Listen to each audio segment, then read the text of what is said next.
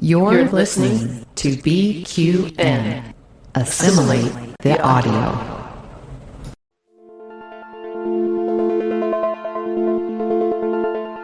Infinite diversity.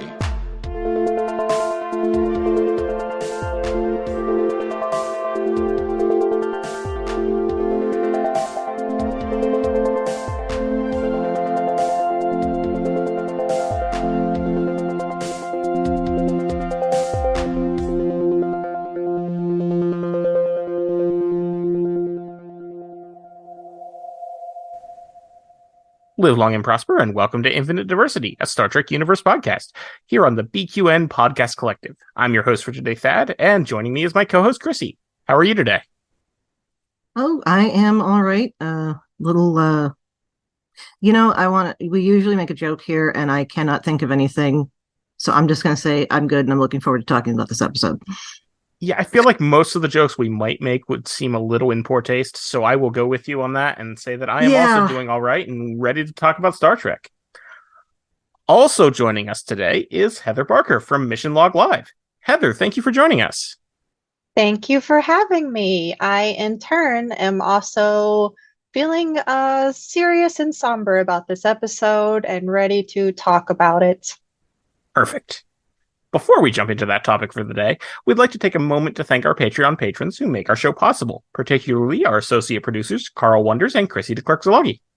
Listeners, you can hear your name listed as one of our associate producers for a monthly subscription of just $10 at patreon.com/BQN. And with a monthly Patreon subscription of just $5, you can join our meetings of the Hive Mind on the second Saturday of each month. Watch your Patreon messages for details. All right, so we're continuing the very wildly swinging tonal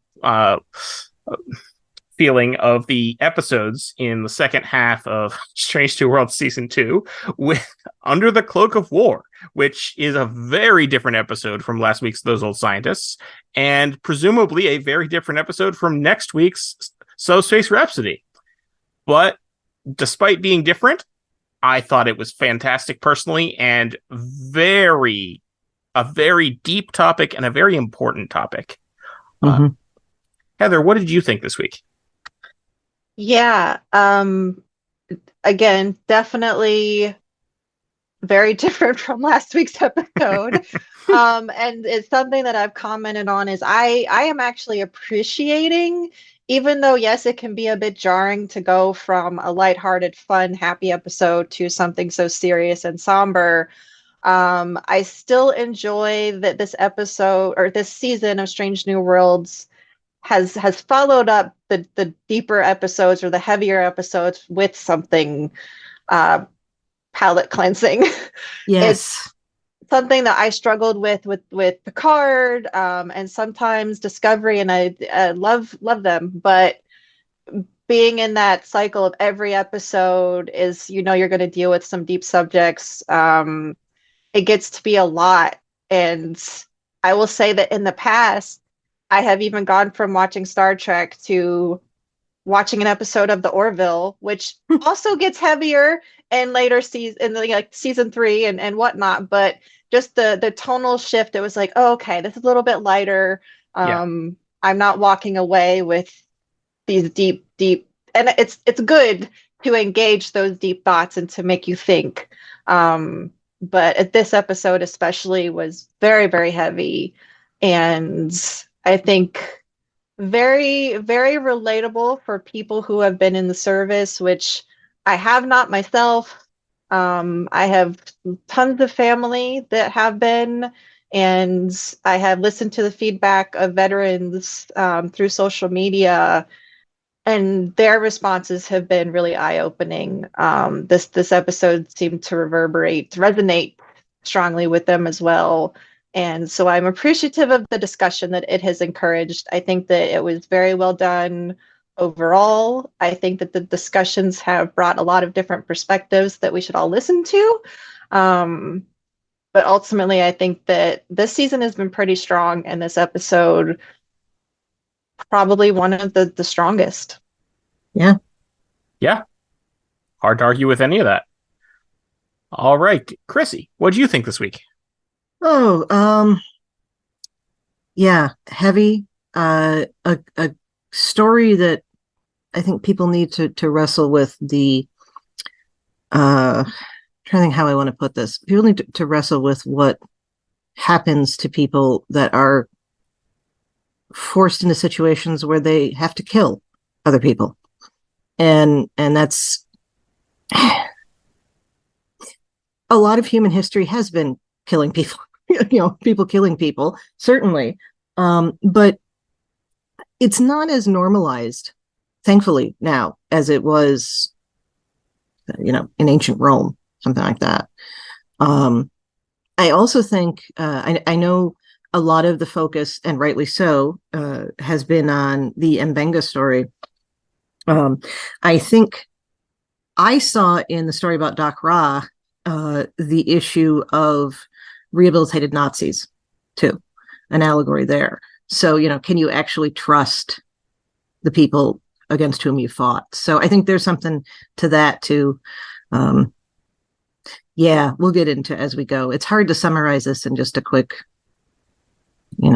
few sentences. Fair. Yeah, I hadn't even considered the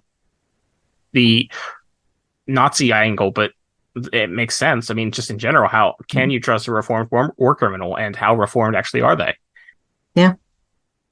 This episode definitely goes into some serious, deep stuff like right away. So we've got the Enterprise is picking up a Federation ambassador, and he's a Klingon, which is not what you would necessarily expect from a Federation ambassador in the 23rd century. This character is compelling, and when we're talking about, the possibility of whether it aligns with like the reform Nazi situation, I see this character differently than it seemed a lot of other viewers did. And that is based on my own personal life experience with certain kinds of people who, in the beginning, when we meet him, he does seem like a nice guy, I guess. Like he's there for peace. I thought it was pretty bizarre that yes, he's an ambassador, but then as we're moving into the episode, Ortegas explains this Butcher of Chagall situation that he killed his men, and has this reputation. And the more that I learned about him throughout the episode, the more I stopped buying into what he was trying to sell the audience. So I think in the beginning, like a lot of us are kind of taken by, I don't know, he seemed like a nice guy. But then as we move through, and I don't want to jump ahead through the timeline and stuff, but as we move through the episode, we do that all the time. he definitely, it's, for me, the more that we learn about him, the more that I see someone who is, whether or not he's actually there for peace, I don't think that he is there in a way that is serving the Federation or other people. I believe that he is doing this job because it helps validate who he is. It gives him notability. It makes people look up to him, and in his own words, act like he's a saint. And that, to me, aligns with narcissistic personality disorder. The fact that he is lying and manipulating the people around him by believing in this story, and trying to sell these lines about healing. And as someone who's been involved with someone with narcissistic personality disorder, but also been a victim of domestic assault, and in other experiences in my life having to confront a person who has abused me, the fact that they set up this episode to begin with asking the crew to step away from your own issues, and sit down and have dinner with this person who's abused you, who there's no healing here. Like if Ra had truly been on a path of healing, that would have led him to tell the truth about who he was and what happened. Like, that is what healing is. So, especially as we get to the end of the episode, and that is coming up again, infuriating to hear someone like that talk about healing when what they're doing is not healing.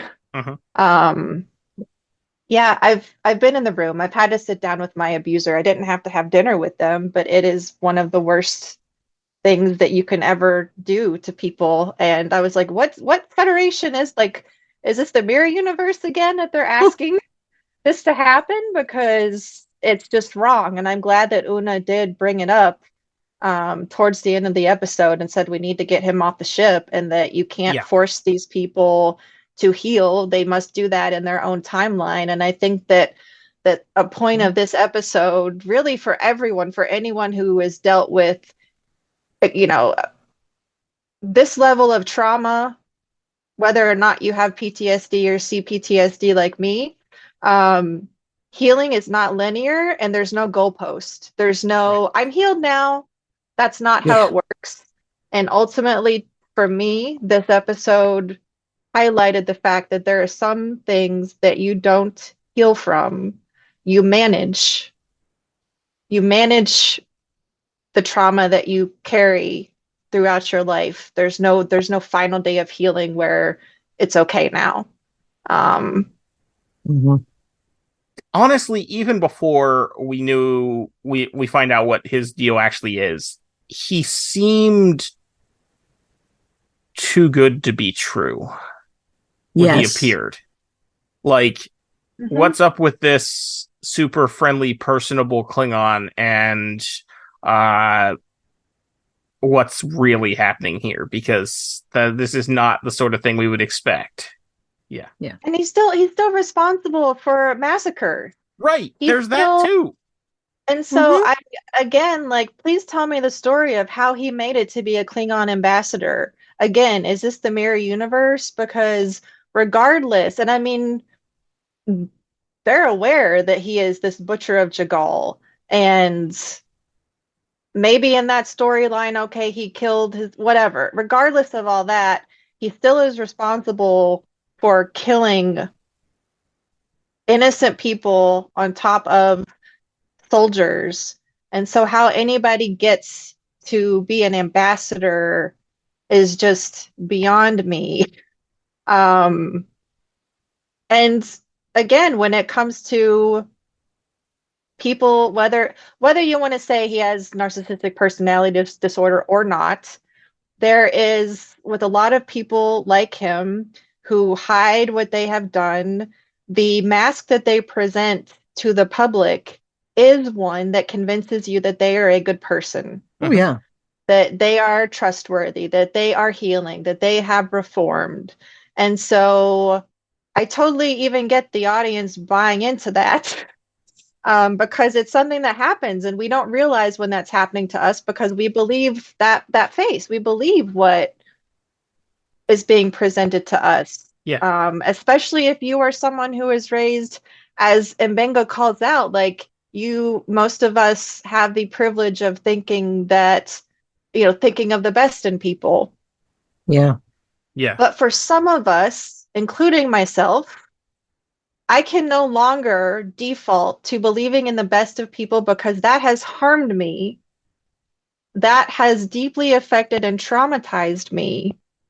And I haven't been to war, so that's a whole other level. This is just my own life story.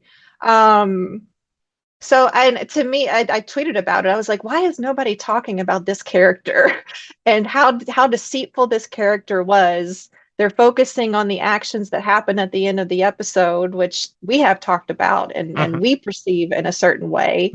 And we know from what Davy Perez, the writer, said that the ending is supposed to be ambiguous. However, I didn't feel it was ambiguous. But as we've said, Thad, like you go online and other people have a different perception. So yes, so in that case, it is ambiguous. But I don't want to what is the expression? Like, lose the forest for the trees? Yeah. Right. I feel like this episode, and from what I saw in the Ready Room and have read in interviews, like, this episode is largely focused on representing soldiers going to war and how it can change them irrevocably. Mm-hmm. And weaving in this character who, to me, represents people that I have dealt with and people who have harmed me. And oh my gosh, if you put me in a room with someone and that person ignored my 6 warnings, my 6 requests to leave me alone, what would I do in that moment? Especially if I felt I needed to defend my safety. And that's where I think it gets lost and a little ambiguous. Yeah, and if we want to jump ahead to the very end briefly, by all means, I will say I thought that Doc Ra had obvious motive for attacking and killing M'Benga because M'Benga knows his secret. And that's why he first was like, well, you can still work with me. We can, because it's good. But when M'Benga says, no, I'm not going to work with you, he's like, oh no, he's going to tell on me. And yeah, it was very clear to me that he initiated the attack and M'Benga defended himself. Now, I've talked to multiple people who had a very different view on that. So clearly it was not necessarily as clear as I thought. But even if we put behind the fact whether or not he killed his generals to prevent them from committing more genocide and then defected to the Federation, or whether what we find out is actually happening is M'Benga was sent to assassinate him and killed his generals, and he managed to get away and defected to the Federation so he wouldn't get caught and die. Regardless of what happened here, I don't blame him at all for wanting to defect and say, oh, I'm going to join this side, and then you won't try to kill me anymore. That part, totally down with. The lying about what happened, yeah, that's kind of a problem. But even beyond that, if we don't even touch on that, he's still not a good guy, because there's still that whole thing where he made the order that anyone who is not part of the Klingon fighting force is the enemy, including civilians. And that's a problem. Children. Yes. Children. And yes, this type of personality does not want anyone to know the truth. The only people that know the truth about them, and again, I'm taking this out of context, are people who know them privately, like someone's partner, someone's parent, etc. That finding out the truth is revealing. So I don't believe that Ra actually regrets or is ashamed of his he doesn't regret killing people. He's not ashamed of having killed people. What he is worried about is how people will think of him, because again, other people's perceptions of him is what validates him. So if people know that he is that person, he did those things, that ruins him. And that is what he is afraid of. And that is why I agree that it absolutely makes sense that he would want to kill M'Benga once M'Benga revealed that he was the butcher, which the wording around that, I would just say I'm the one that killed those people. Because M'Benga is not a butcher. What we know of M'Benga is that he entered Starfleet at some point, we believe as a medical officer. I'm not totally sure. This episode definitely brings character development that we've had hinted at, but has not been confirmed. That apparently he seems to have been special ops, and whatever they had him doing in special ops led to him having the most hand kills in combat, or kills in hand combat, however they framed that. So he did have to kill people. He was referred to as the Ghost, which again tells me some kind of special ops. So M'Benga created that protocol. I don't have the number in front of me. 12. Protocol 12, which is the super serum that we saw in episode 1 that I thought was, God, am I watching a Marvel movie? Like, what is happening? I don't like this. So I'm glad that they revisited and gave us some context that he created it, and that both M'Benga and Starfleet don't want it to be used any longer. That it is dangerous. We should not use it. He's not going to give it to anybody. He will keep it for himself, and he will give some to Nurse Chapel to protect her, but he's not going to give it to anybody else.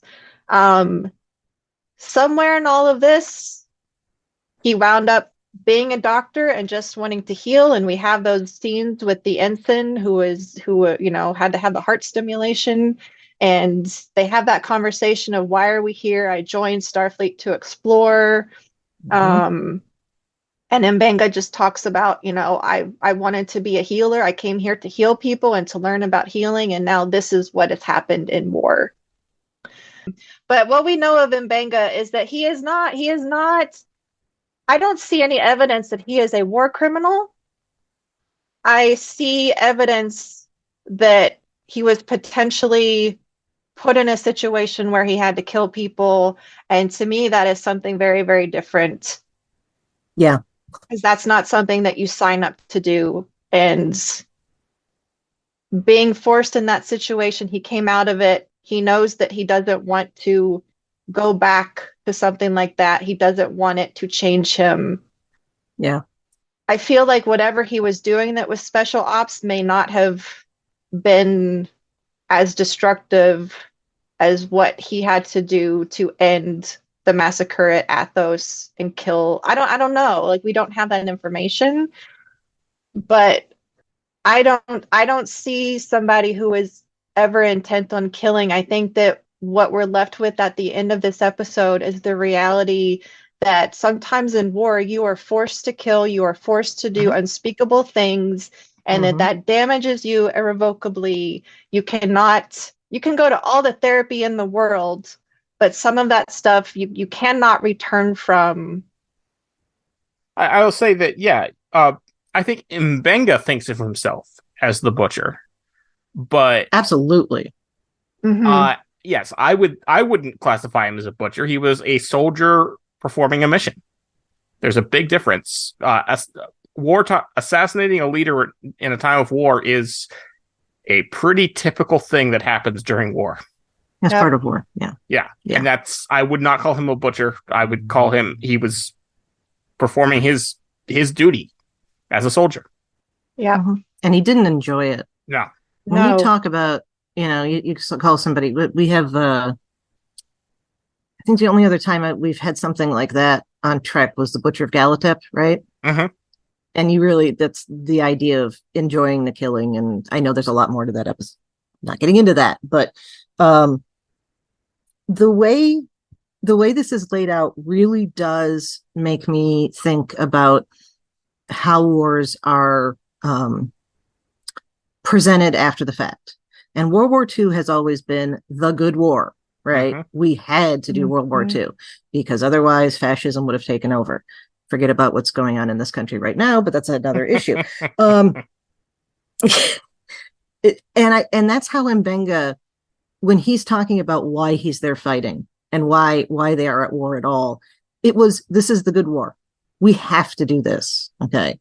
So it's just, I think there's a lot of World War II allegory in here, which I'll, get more into as we go. But yeah, it's very, very heavily skewed in that, I think, which is not, skewed isn't the right word there, but leaning toward that. I don't think we've really seen that with the Klingon War in this way. Because it was very much depicted as, well, not that it wasn't needed, not that it wasn't kind of inevitable, but it definitely was not presented as that necessary evil that you get from this. I don't know if I'm making sense there, but yeah. Listeners, you can tell me off. That's fine. Tweet your complaints too. Yes, always. Or whatever they're going to call that on Twitter these days.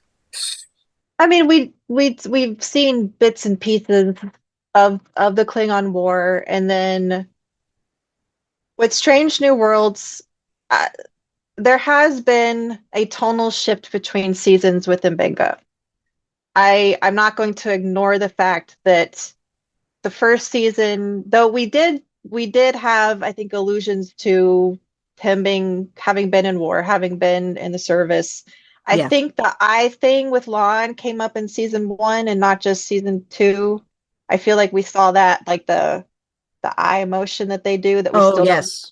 don't, but I feel like we saw that previously, so we knew that he had served before. And season 1 was largely focused on his daughter Rukia, and that story, and him being a father, and him eventually saying goodbye to Rukia, even though she did not necessarily die. She ascended. Well, I like to use ascended. Yes, she I like that. Evolved into another being, or she's out there living a life. She checked in. She said, "Dad, I'm okay." And for me, I've struggled a bit with he's not dealt with that trauma at all, because that is still a substantial life event that you would need to work through, and the fact that we kind of have left it there, I found a bit jolting that we moved from that into now we're going to explore his time as a soldier.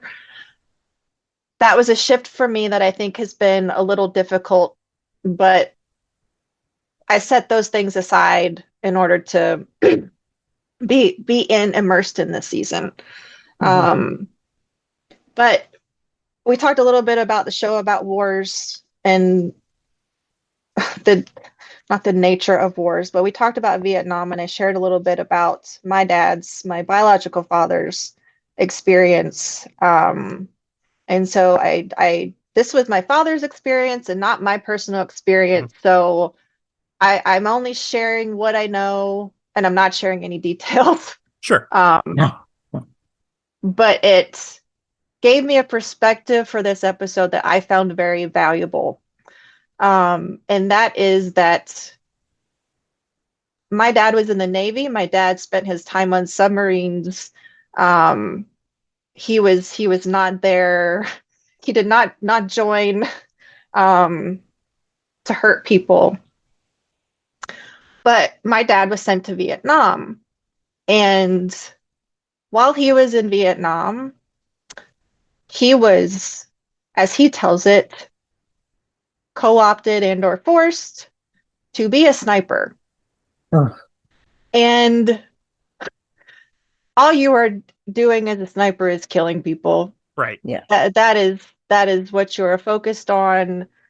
And again, I'm not going to share details of what he was forced to do or stories he ever told me, but I can tell you that as his daughter, being forced to kill people changed him in ways that he would never recover from. And because of that, because of what he went through, he could not be a parent. And that to me was enough to understand Mbenga having supposedly, I mean, I'm coming to these conclusions based on what little we know, and there's still more to know.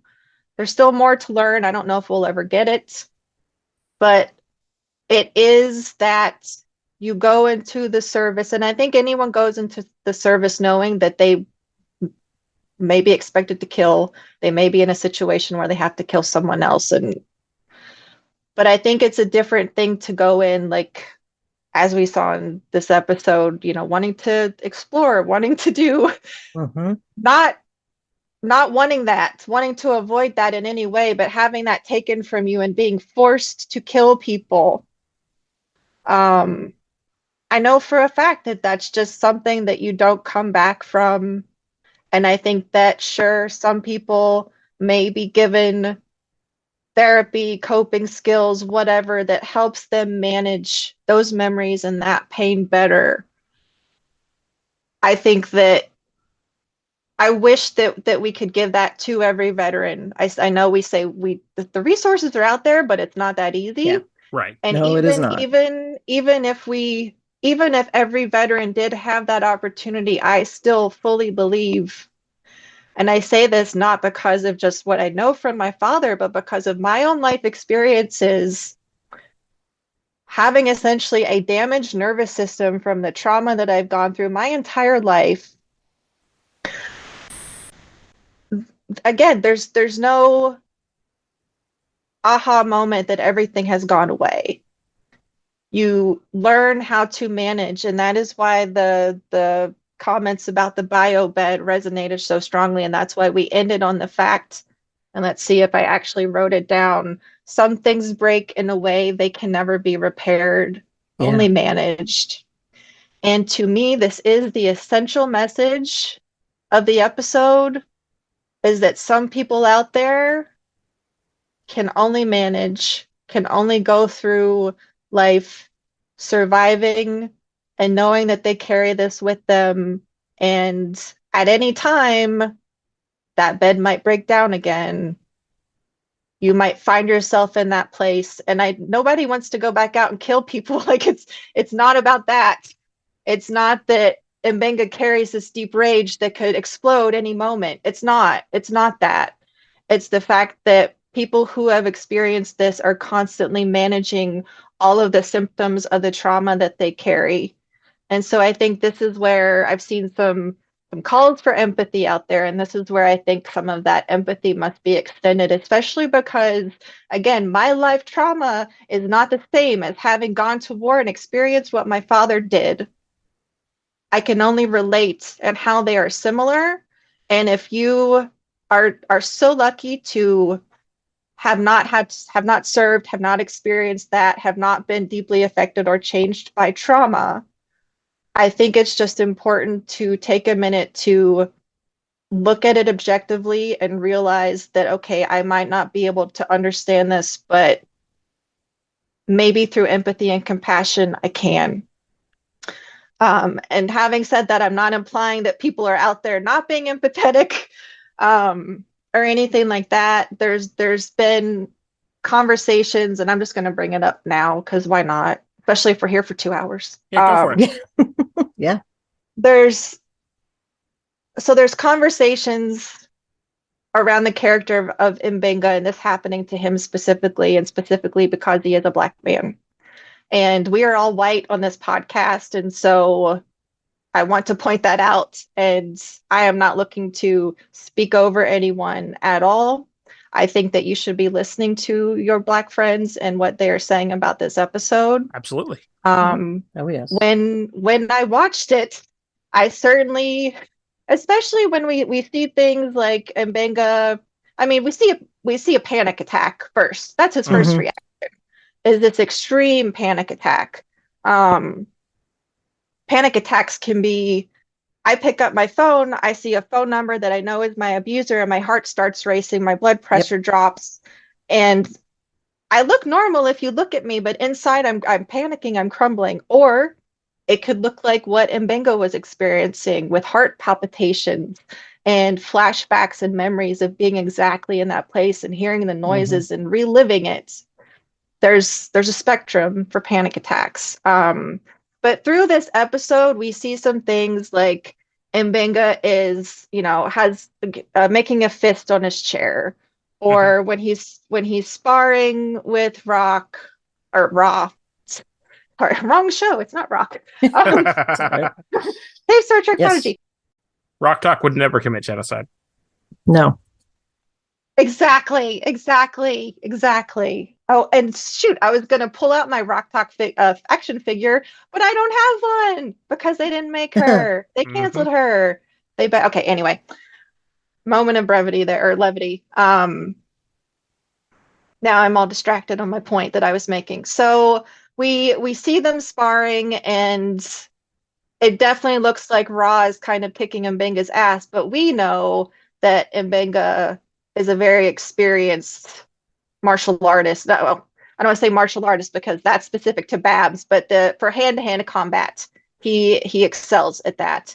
So while it looks like he's getting his butt kicked, I think he was kind of giving Ra. I mean, who knows? Who knows? But at the end, Omega comes very close to punching him, and he does not. Through this episode, we are seeing these things that I understand could lead people to think, okay, or see like, oh, he's really angry, and oh, he might explode. And I definitely felt a bit critical of this happening with the character, and I'm not going to say it's justified or anything else. When I watch this, I'm seeing signs of PTSD. I'm seeing controlled emotions. And as we've spoken about, we get to that end scene, which we've already talked about a little bit. But to me, yes, he's held on to the knife all this time, and he is alone when he pulls out that box and opens the knife. I don't see premeditation there. I see contemplation. Maybe he was thinking, what do I do? I don't know. But Ra walks in and he leaves the knife. And Mbenga asks over and over to leave me alone, go away. I think that Mbenga knows that if something were to happen, he would protect himself. I don't doubt that he has this rage against someone who has not sought or not been given justice. I don't know words. Who has not been held responsible, held accountable for the heinous deeds that they have done. But I don't see Mbenga being an angry black man. I see him as a soldier who is being triggered, who is in control up until the point where he is threatened. And again, we don't see who picks up that knife. And even if he did pick up the knife, to me, I see that as self-defense. Yeah. And so I'm not going to, again, I don't want to speak over, I don't want to say that using this character for this is not problematic in some regard. But I think that in the context of this episode, the character Spock, the character is that's not how they are displaying him here. However, I will say, I think that what's important to realize in when we're using black male characters, especially in situations where they do display anger or violence, I think what's important here is to recognize our own systemic patterns of belief, racism or not, that maybe instead of seeing signs of PTSD, that inherent racism can play into perceiving those symptoms as violence and leading into believing that Mbenga was being violent. And I say this only because I have seen very specific feedback saying as such, and basically saying that he is as bad or worse than Ra. And I don't believe that at all. I don't think that is fair at all. And so we live in this world where, while I think that criticism of using this character in this way is certainly problematic, and that there is a stereotype out there that is very, very harmful to how we treat black men in this society, especially here in America. In the context of this episode, I don't think this episode is playing into that. However, I do think that our own perceptions have been influenced by the systemic racism that, whether you want to admit it or not, we are all learned throughout our lives. And as a white person, I work very, very hard to address and break down for myself. And I think that they can both exist here, but that at least for me in this episode, there's so much more than that, and I don't see Mbenga as that type of character. I don't see Star Trek making an intentional point to do that.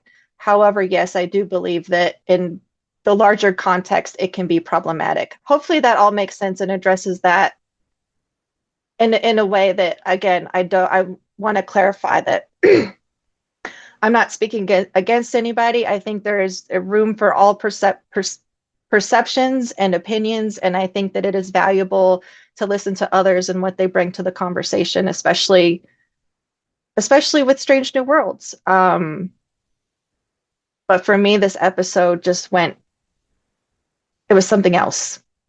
Yeah, I agree. I think that's placing to read it that way is dismissive of what he's going through, because it makes it just like, oh, that's just his nature, end of story. And that's not right. That's not right. You could take this story, and not that you couldn't take that with other stories, but I mean, you could have put Ortegas at the center of the story, and it would have worked just as well. Or Chapel. I've heard people say put Chapel there, and that would have been interesting. And yes, I mean, I am all for using one of those characters over this character instead of this character. I think especially because Mbenga was forced to become someone he didn't want to become, and that that choice is taken away from you. You don't get to say no. That makes it especially hard. I know that, again, I have in all aspects of family, blood relation, step family, found family, many veterans, and no experience is a monolith, and that's why I've never talked about my dad's experience or what he had to do. I'm talking about it now because it applies so well to Mbenga's own experience, and I think that it is unique. I don't think that everyone in the service is co-opted to do what my dad had to do. And the pain of just knowing that, and knowing how it damaged him as a human being. And again, I don't think that we've seen that with Mbenga. I think, to the extent of my father was unsalvageable. There was no coming back. And I think that Mbenga is in a better place than that, but it's that specific experience that for me as an individual, it just affects me deeply in how I see this episode. And I feel that this episode resonates so strongly because I know this. And I'm just sharing that to maybe help provide another perspective that other people might relate to. And I don't think that my dad was a monster. I don't think that Mbenga is a monster. I think they were forced to do horrific things. And again, that's where having that empathy and compassion come into play, especially if it's something that you've never experienced or been involved with or can even imagine. No, that goes along with it being it's not a World War II allegory, but it goes along with that idea of the good war. I think veterans coming back from World War II, and this is not to say that there were not issues. I'm absolutely 100%. Okay. I don't know. The difference between killing Nazis and killing for political machinations that have to do with how the world fell out after World War II and, wanting to make sure that communism didn't get places, and all of the political reasons that Vietnam happened, that was not about saving the world, to make it drastic. Mbenga emphasizes he killed children. He killed children. He killed civilians. So there is, I think, a level of being able to justify it differently. And I'm not speaking for anybody's experience. I have not experienced this, but I can see where somebody who, you could take someone who was a sniper in World War II and take somebody who was a sniper in Vietnam, and that's a very different experience because of why you're there. Yeah. You know, this is not to say that the North Vietnamese did not kill children. I'm not getting into all of that, but the ideology behind it is so different, you know? Yeah. So I think that that's the only way I can see that Mbenga has been able to reconcile himself with this, justify it in his head, however you want to describe it.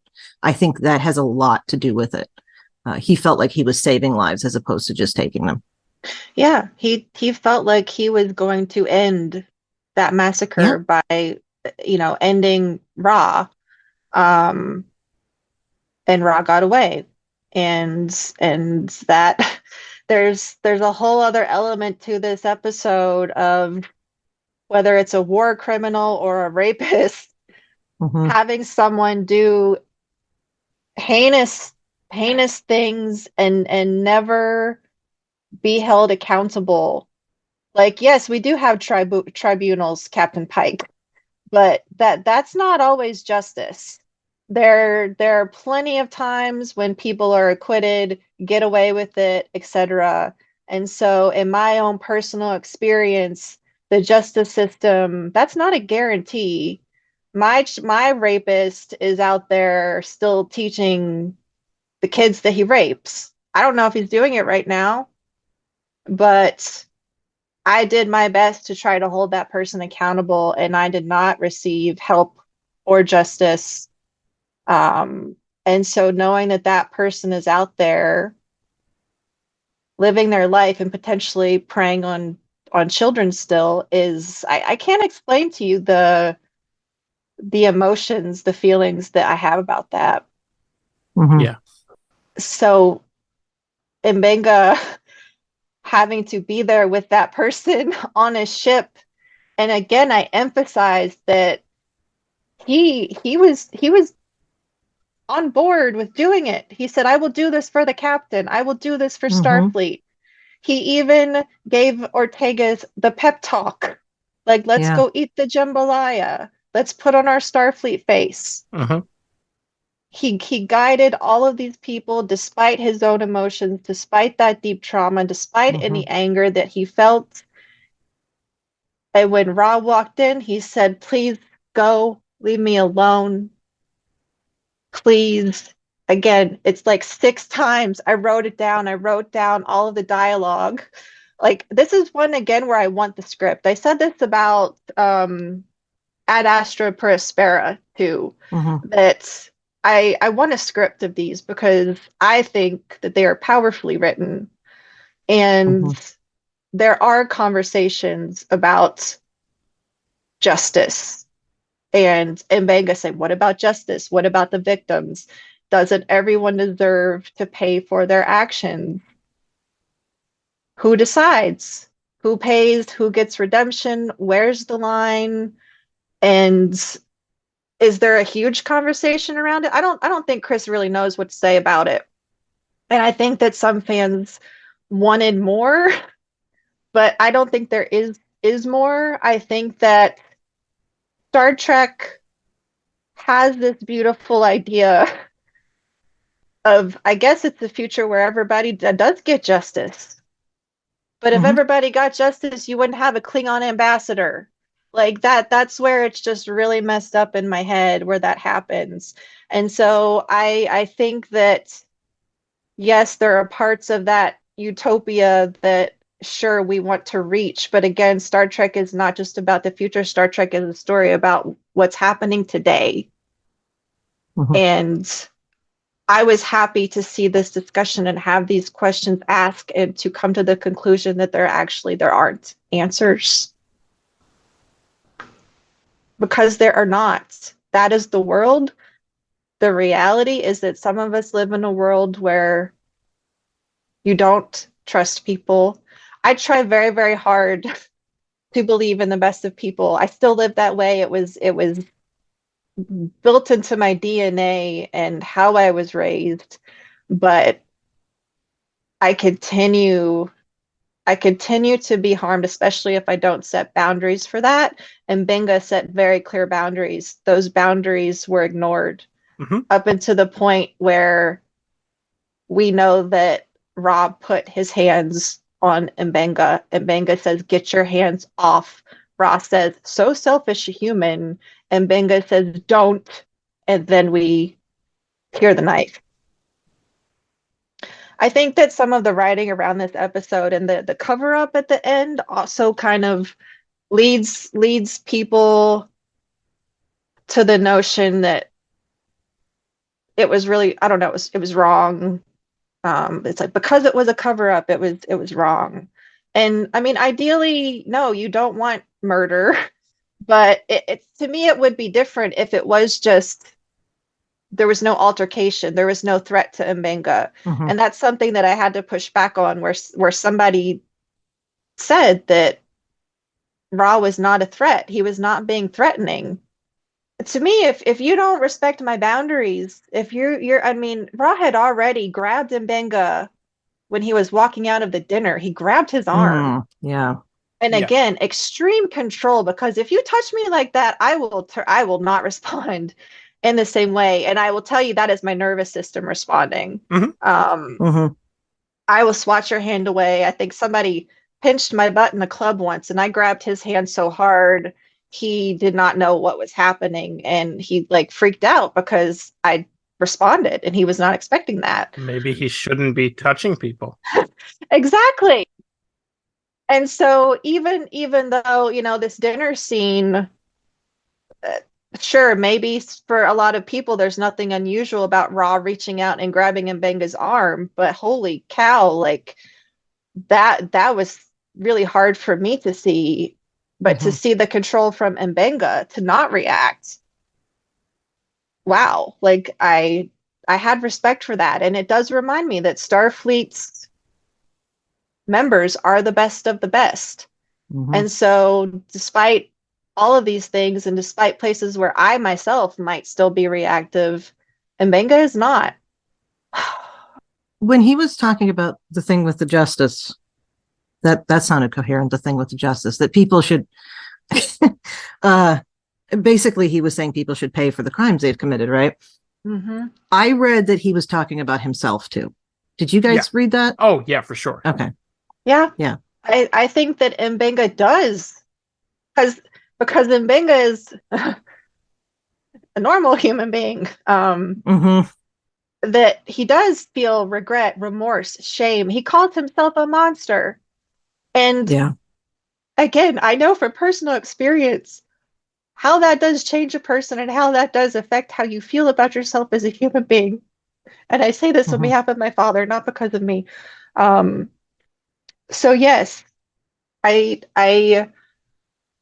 didn't want to do those things, and I don't think he necessarily wanted to kill Ra, but I also understand not being upset about it. And I don't know if that makes me a callous person. I mean, to me, it just speaks to my life experience. And it's taken me a long time to really understand that my life experience, and my life experience is not a normal person's life experience.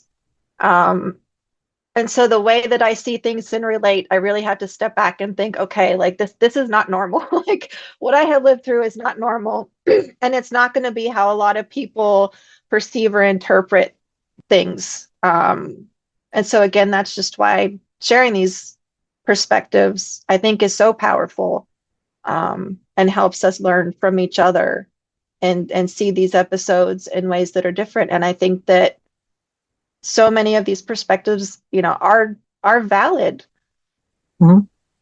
Absolutely.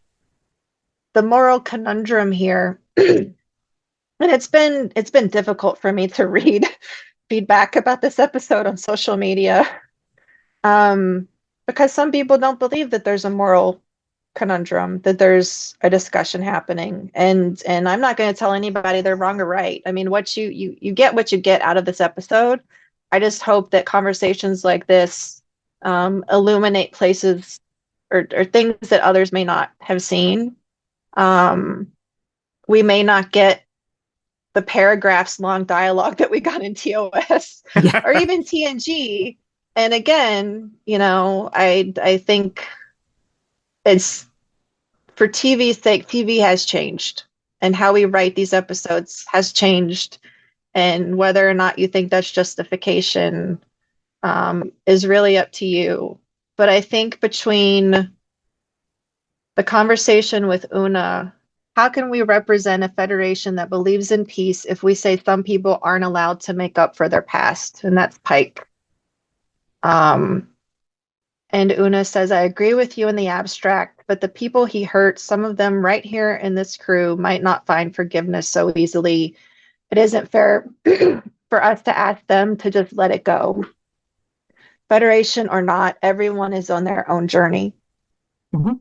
It might be succinct, but I think we're asking the question that a lot of viewers may be asking and answering it.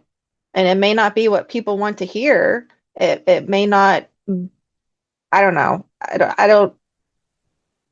I'm not going to speculate on what other people's perceptions are about it, but I think it is a good question. Like, are people, and I mean, this came up in Discovery with Georgiou. Yep. Mm-hmm. Like, we have someone who's committed mass genocide who ends up being buddy, and she's Michael's bestie. And it was like, okay, was there like what? It's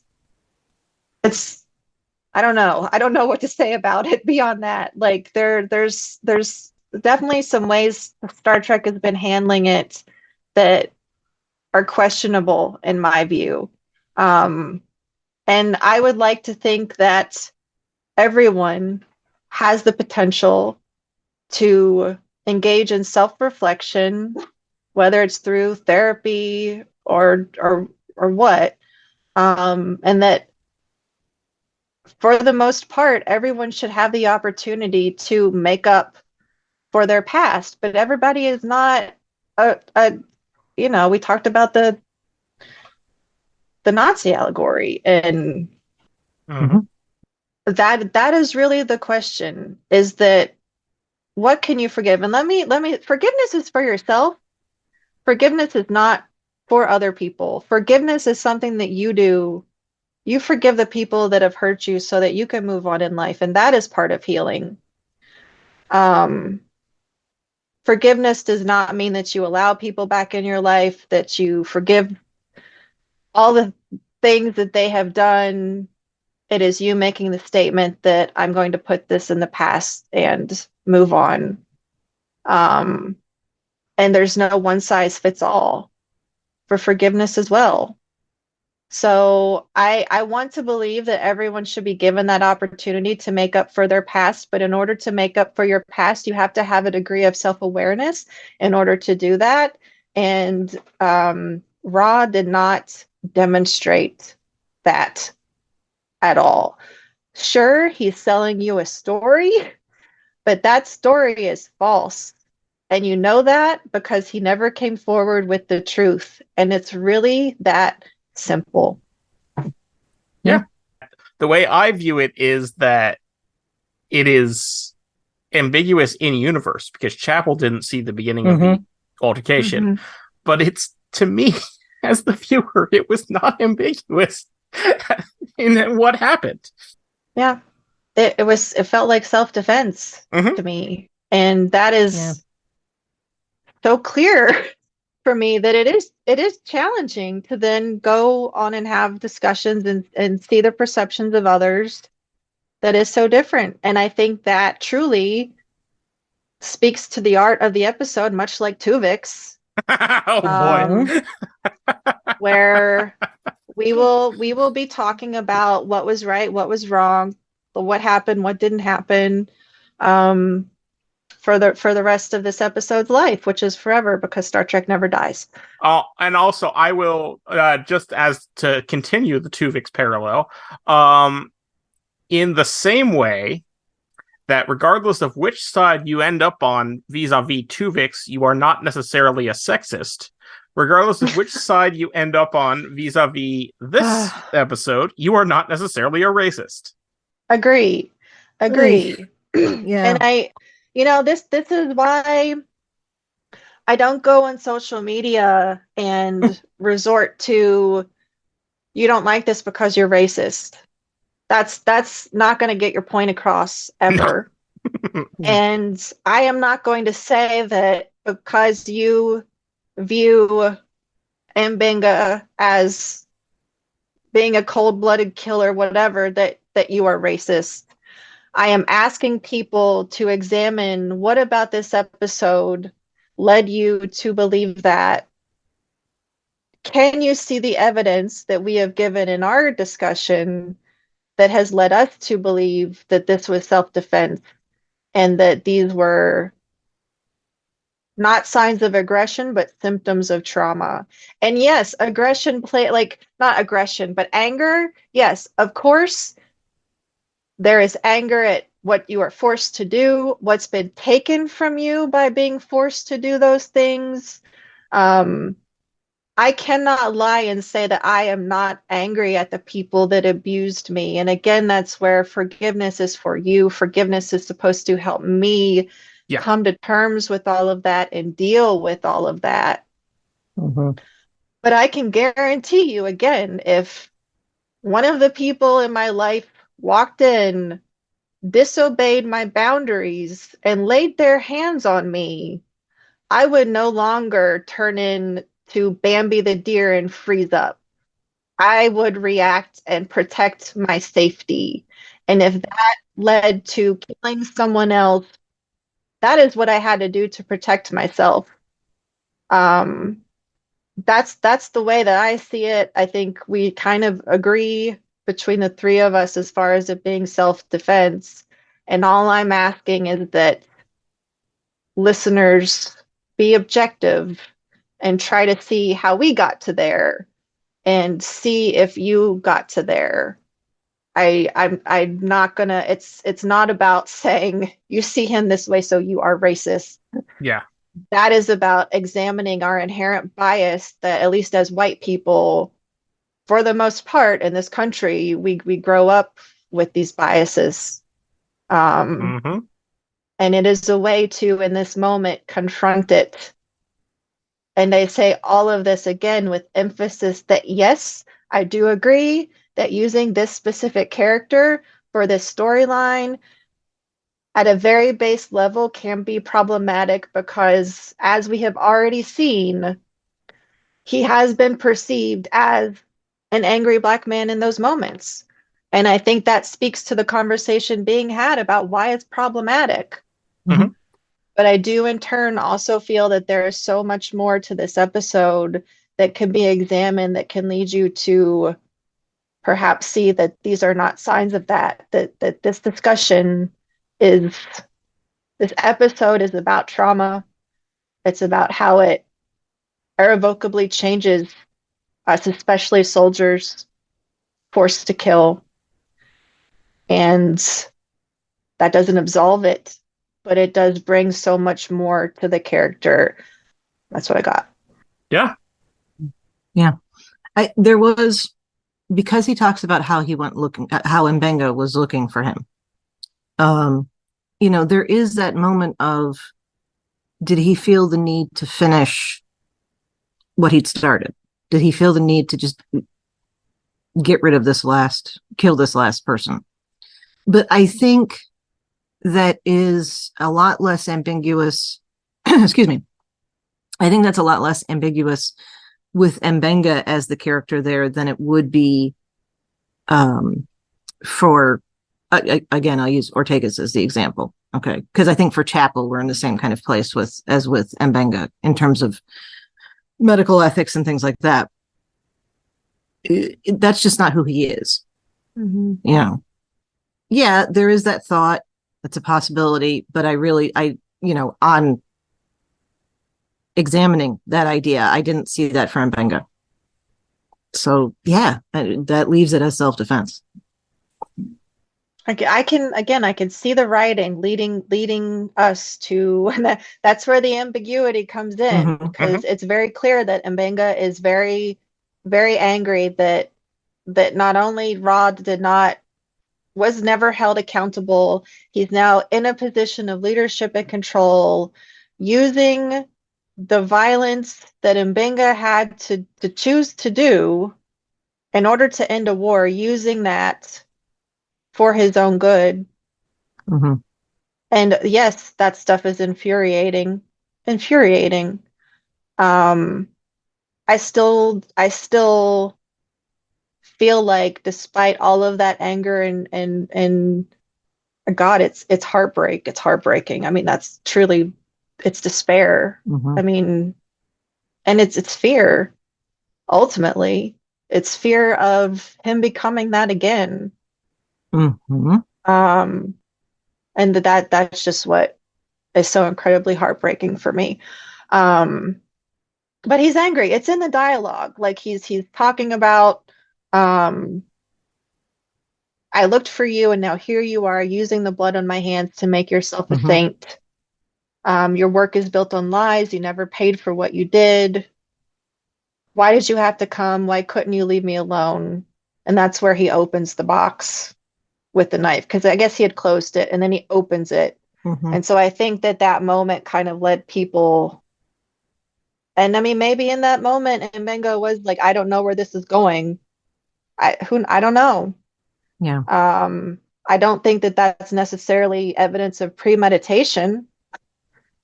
I don't think that keeping the knife or looking at the knife before Ra walked in was evidence of premeditation.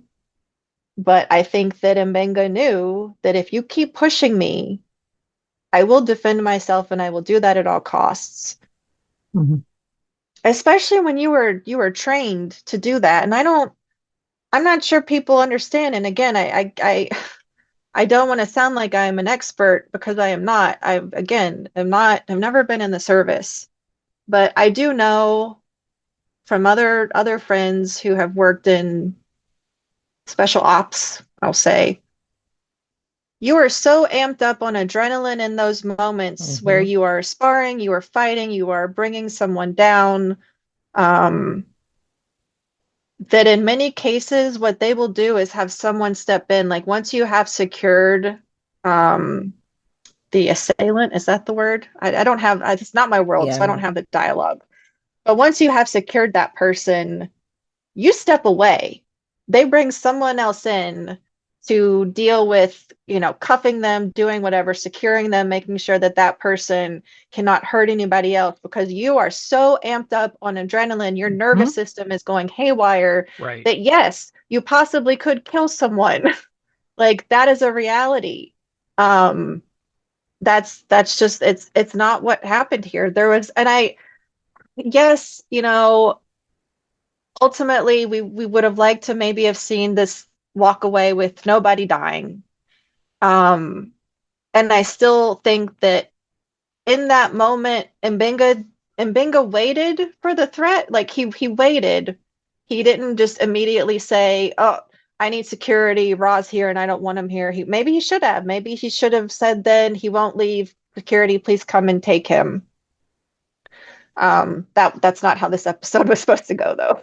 This episode was, I think if he had tried to do that, I think Ra would still have attacked him. there wouldn't have been. I don't think there would have been time. Like if he had called security, Ra's response would not have been, "Oh, I better leave. Security's coming." Yeah. That's all the more reason.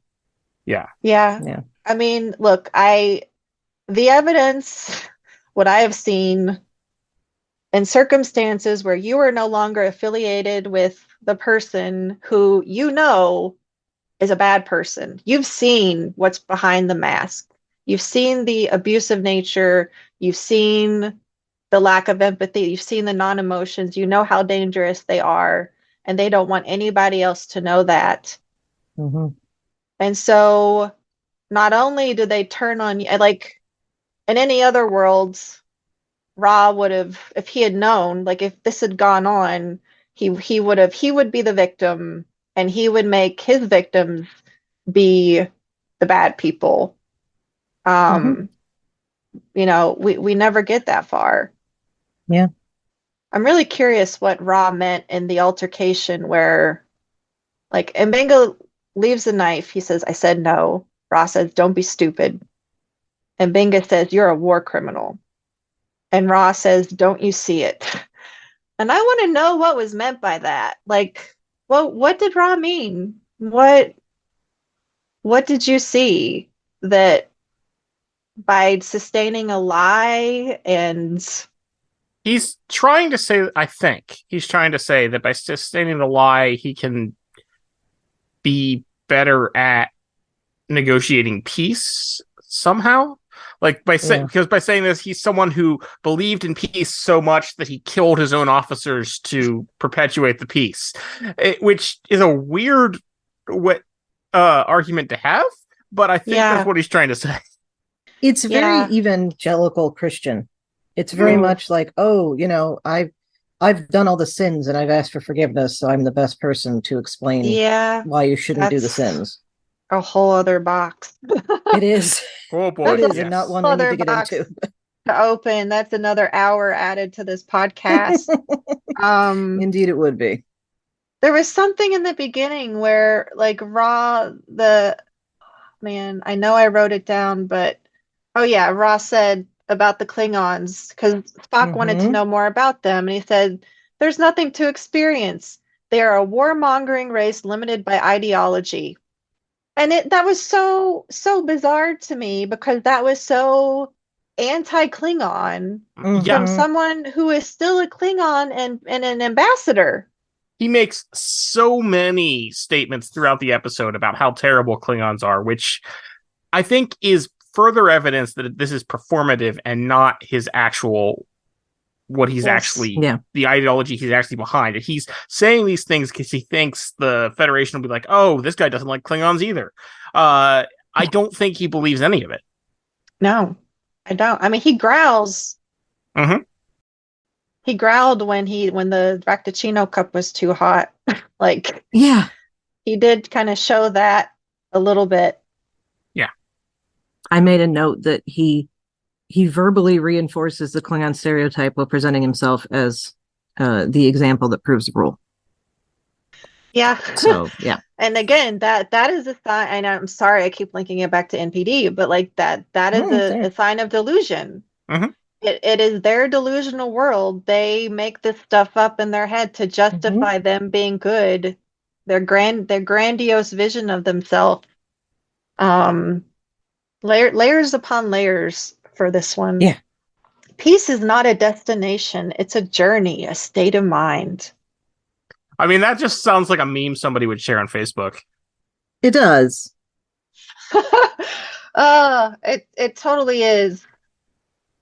It really, and there was just every time he just continues to do this.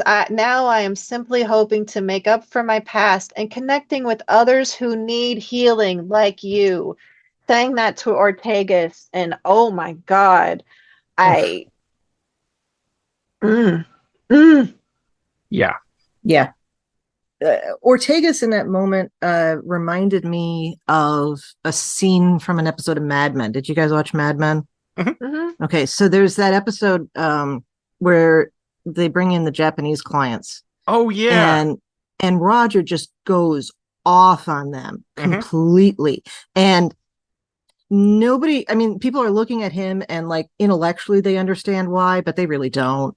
Yeah. You know. And so when Ortegas was talking on the bridge, that was exactly what I thought of, was that moment with Roger Sterling.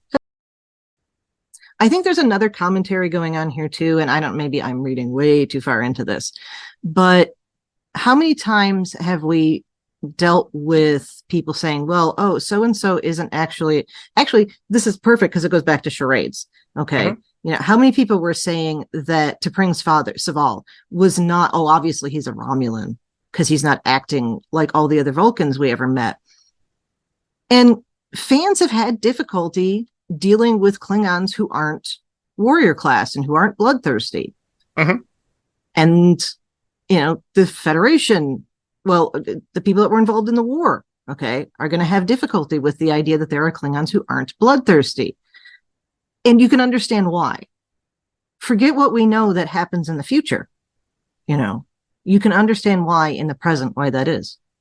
I mean, yes. And I can tell you that the way that, sorry, this is like super personal and weird, but the way that I interact with most men, some people know this about my life and some people don't, but I was sexually assaulted as a child. I was groomed and assaulted in high school. And thanks to all this and having a father so affected by the war that he could not be a father, I never had boundaries. I was never taught about how men should treat you. And I was raised to be a people pleaser, being from a small town in Kentucky. I was raised to be, I'm going to become a wife, I'm going to become a mother. And I make everybody else happy. I put everybody else's needs before my own. And so that led me to being a perfect, hate the word victim, but it's a reality. A perfect victim for people who take advantage of others. And I think anybody who's known me like that has known me forever now. And I've seen my tweets and comments that I make. Like, so I've been called a misandrist at times, and that's not it. What it is that my experiences with men have led me now to always be on guard and always be questioning men's behavior with me, especially privately. And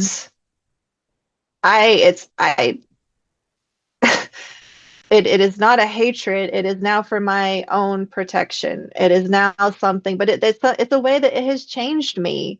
And so whether it's a bias or not, I mean, it's because of those life experiences. And so I can identify with Ortegas and anyone having been in that situation, having skepticism, especially with this character and the red flags that I saw. I have experience with people like this, so I could see right through it. And I don't think everybody saw that.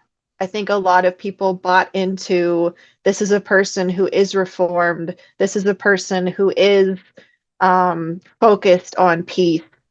And that's just not the case. And it is unfortunate that life and our life experiences shape our perceptions of others in that way. But I think as much for how it applies to my own safety and how it applies to the crew's personal safety and safety of others. I understand them being on guard and being suspicious. And while Ortegas was immediately, like, that was an immediate reaction from her, I think throughout the episode, I was like, oh yeah, no, spot on. Like, that's good intuition. I don't trust him either. And I think someone like this, eventually, once he was found out, it would unravel for him. Like, you can't uphold that mask when other people know. And instead of taking the opportunity to become self-reflective, to indulge in self-awareness, and to actually do the healing and do the work needed to learn how to better manage all of that, he would actually be the one that explodes and ends up killing more people or doing something.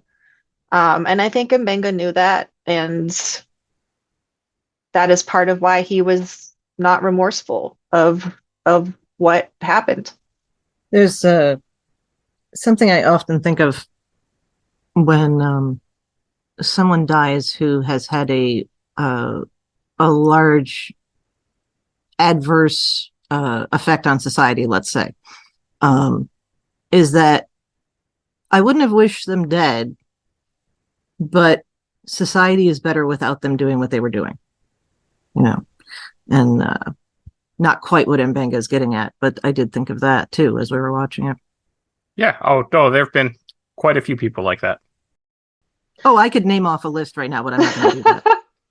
I mean, people will know who I'm talking about, and I'll say, unequivocally, Hitler, obviously. Though I think I would have wished Hitler dead. No, that's a different thing. Well, Anyway. and I tend not to breach that conversation, but that name definitely came to mind in the conversation after watching this episode. And I tend not to go there because I don't know that it's very hard for me to talk about it. And not because of any familial relation or anything like that. Mm-hmm. It was such an unspeakable horror that I have trouble, and I don't necessarily think it is correct to compare anything to the Holocaust and or to Hitler. No. Unless you're talking about a literal metaphor for the Holocaust, in which case that's fine. But I don't think this was. Yeah. No. And I'm not getting to that. I was just, yeah. We all know that Hitler committed suicide because of that same cowardice. Yep. Mm-hmm. I believe if Hitler were put on trial and held accountable for his crimes, he would have been sentenced to death. Absolutely. Yes. Yeah. There were plenty of Nazis who were sentenced to death for far less. So, yes. Yes. And again, this comes into the question of, can the justice system, on any scale, Mm-hmm. truly be responsible for holding every criminal accountable? Because I believe if Doc Ra had been put on tribunal for all of this, he may have faced a similar fate or sent to prison. I don't think it would have been death. I would like to think the Federation wouldn't do that. Well, remember, the only death penalty on the books is going to Talos 4, so... Which is still ridiculous. That is true. And I guess ideally that is the point that a lot of fans are making, that in that reality it wouldn't have come to that no matter what. And this is where I think, again, yes, it's a beautiful vision, but it's a flawed reality. Mm-hmm. Mm-hmm. That, yes, we want to get to there. I don't know that we will ever get to there. And I'm sorry for that, but I'm pretty sure we will never get to there. Yeah. In that world, he may be sent to a penal colony. I don't know. I don't know what would happen to him, but I also believe that in today's world, I don't know.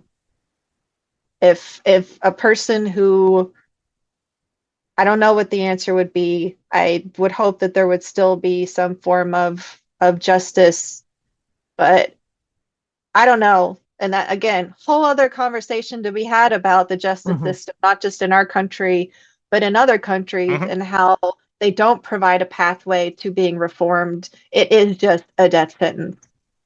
So I don't necessarily think that imprisoning someone for the rest of their life is always a better option. And not in a how to get just, I just mean for quality of life. The fact that so many people are murdered in our justice, in our, in our prisons in America, neglected, murdered by our system itself because of that neglect. I don't, again, that's a whole other hour added to this podcast that I will avoid going down that route.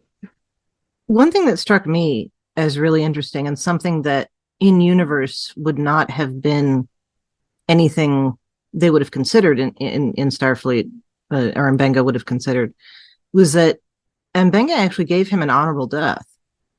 He died at the hands of an enemy, and he will go to Sto-Val-Kor, and that's more than he deserved, I think. But within the context of Klingon culture, Within the That's it. context, yes, but I also feel that Ra was outside of that context. Like, how was he Klingon? Like, it's a Oh, weird question to ask because he spoke so poorly of his own people. He didn't believe I any didn't of read that. that as genuine. Yeah. Oh, sorry. Okay. Okay. No. I had trouble like I can see how it was not genuine the way that he very much felt like he thought himself different from other Klingons in being this saint type character. So Yeah. He knows what they want to hear. Yeah. I don't think he thinks poorly of Klingons. He just knows that as a Klingon who ran from combat, he would be ostracized in his own society. So he allowed this mythos of him killing his generals to defect to happen. Yeah. yeah. Good point. Yeah. I'm trying to think of some lighter things to move into. Hey, we got Clint Howard again. Yeah. We got Clint Howard again. Fun character, fun for what it was. And I can't speak to all the very specific like bills and bows. I tried to look up what specifically that was, and I didn't get super far. No, that's because all of his statements are weird mixtures of metaphors that don't make sense. Yeah. Like a watched pot doesn't get the oil. Right. Yes. Right. And it was fun to see him again. I mentioned the Raktuchino earlier, so that was kind of fun, and to see that continued from where Spock. I don't remember which episode. The first episode. Yeah, where first he of the was season. drinking with them and everything. The putting Alvarado's pattern into the buffer stood out for me because I was like, that is how he keeps Rukia alive. And I didn't remember if we had seen that come up before, like that practice. Other than Scotty and the guy in the Genoan, no. Yes. Franklin, I think, was the name of the guy who died. Yes. Yeah. And I thought when I saw that, I was like, oh, so this was something that maybe they were doing during the war. And that's where Scotty got the idea to do that. It wasn't quite as just this like crazy leap of genius, but something he'd seen done. Yeah. And then, of course, having to kill him to save other people had to have been hard. I think that speaks to whatever happened with Mbenga that we don't quite know about, where because I right now my head canon, the way I have filled this in is not that, like in my father's situation, for that he was taken away and made to do terrible things at that point, but that perhaps it was still a special ops, and in that special ops he was developing the serum, but yes, also doing the combat stuff. And I want to believe right now that was just enemies. I don't think that Mbenga was ever killing civilians or children or anything like that. I think he was just made to do war, and that this was fighting other enemy soldiers. He was triaged, and what ended up, it only delayed the inevitable, I think. And deleting the profile to be able to beam in more people is just another level of triage. Yeah, and a less painful death than he would have had. Yeah. As strange as that sounds. I mean, it was very revealing to me that the idea of just give somebody a morphine drip and let them slip away has not changed. You know, no. We don't have any of our organ regenerators, so we have to revert to stone knives and bearskins. Or, as Pulaski put it, make a splint, because the bone knitter's not working.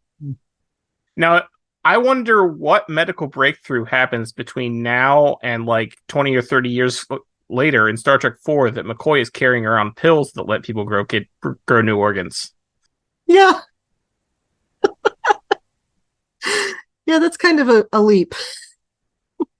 I think what I was going to say is that this just speaks to Mbenga has had that, we'll say, special ops experience and has had to learn being on the ground here, that sometimes you have to make those very hard choices. And I think those are just sadly real choices that have to be made on the battlefield, that you're presented with two patients, and especially when you don't have the tools, you have one patient who the likelihood of survival is very slim versus another patient that may be also in a terrible place but has a better prognosis, and it is a terrible choice. I mean, again, it's hard enough for me to wrestle with making the decision to put my pets to sleep. Right. Like, yes, that is the closest thing that I get to choosing whether another being lives or dies. And having done this, I work in animal care, and I've had a lot of my own dogs throughout my 42 whole years. That decision hasn't been easy because there were other factors like finances, quality of life. Like, ultimately, would I want to make that decision? No. Did I have the resources I needed to do anything else? No. Yeah. So you were kind of forced, and that is when it hurts even more, because it's different from knowing that this being or this person is on their very last legs and this is imminent. Yeah. But knowing that it's not, but you don't have the resources, like, and that's just a pet. That's not another human being. And that's not in a time of war. And again, these are things that most of us will never experience and can't even imagine. And should count And ourselves lucky. yes, very lucky. And that is where the calls for radical empathy and compassion come in, because it's something that we don't understand. And Chappell said specifically, war, it doesn't leave you. It can bury itself, but it's always there. War, it makes sense if you've been there, but it will never make sense. Yep. Yeah. And that particular line, I saw a few people who are combat veterans said that line really resonated with them. Yeah. I can imagine, yeah. Davey is, I think, not on social media. Mr. Perez. I don't know Davey personally. But I would like to talk to him and just kind of find out, because I if you watch the Ready Room, both Babs and Melissa talk about having done some research, and Melissa especially, but having done research about vet experiences and everything. And so I'm just curious what the writers did to prepare and to write this episode and to make it resonate. I have my own personal experiences or personal opinions about serving for a country. And as I've said many times, I've chosen not to serve. It's not something that I want to do. But I have a myriad of family members and friends who have made that decision. And I still believe that choosing to do that, and especially choosing to go into a situation where you may be at war, is one of the most commendable things that you can do. And outside of the politics and all the crap surrounding it, I think that those specific people still deserve respect and honor. I mean, the ones that do it, not the people that co-opt soldiers to be snipers. But when I specifically have been seeking out the veteran response to this episode, because I do feel that their opinions deserve a certain amount of attention and respect. regardless of any personal opinions. And so I'm glad to see that this has resonated with so many, and has encouraged people to speak up and talk about their experiences. That's something that we're still normalizing today. And while Melissa Navia talked about grief and how talking about Brian, talking about his passing and the grief and the fact that he was there for all of season 1 with her. They went on that journey together, and they very much each other's best friend in person. And then he was gone. He was gone for this season. Makes me emotional. And hearing her talk about the fact that pretty much every day that they were filming, she would break down and cry. Like those you're carrying all that grief and all those feelings, and especially when it's new, it's right there.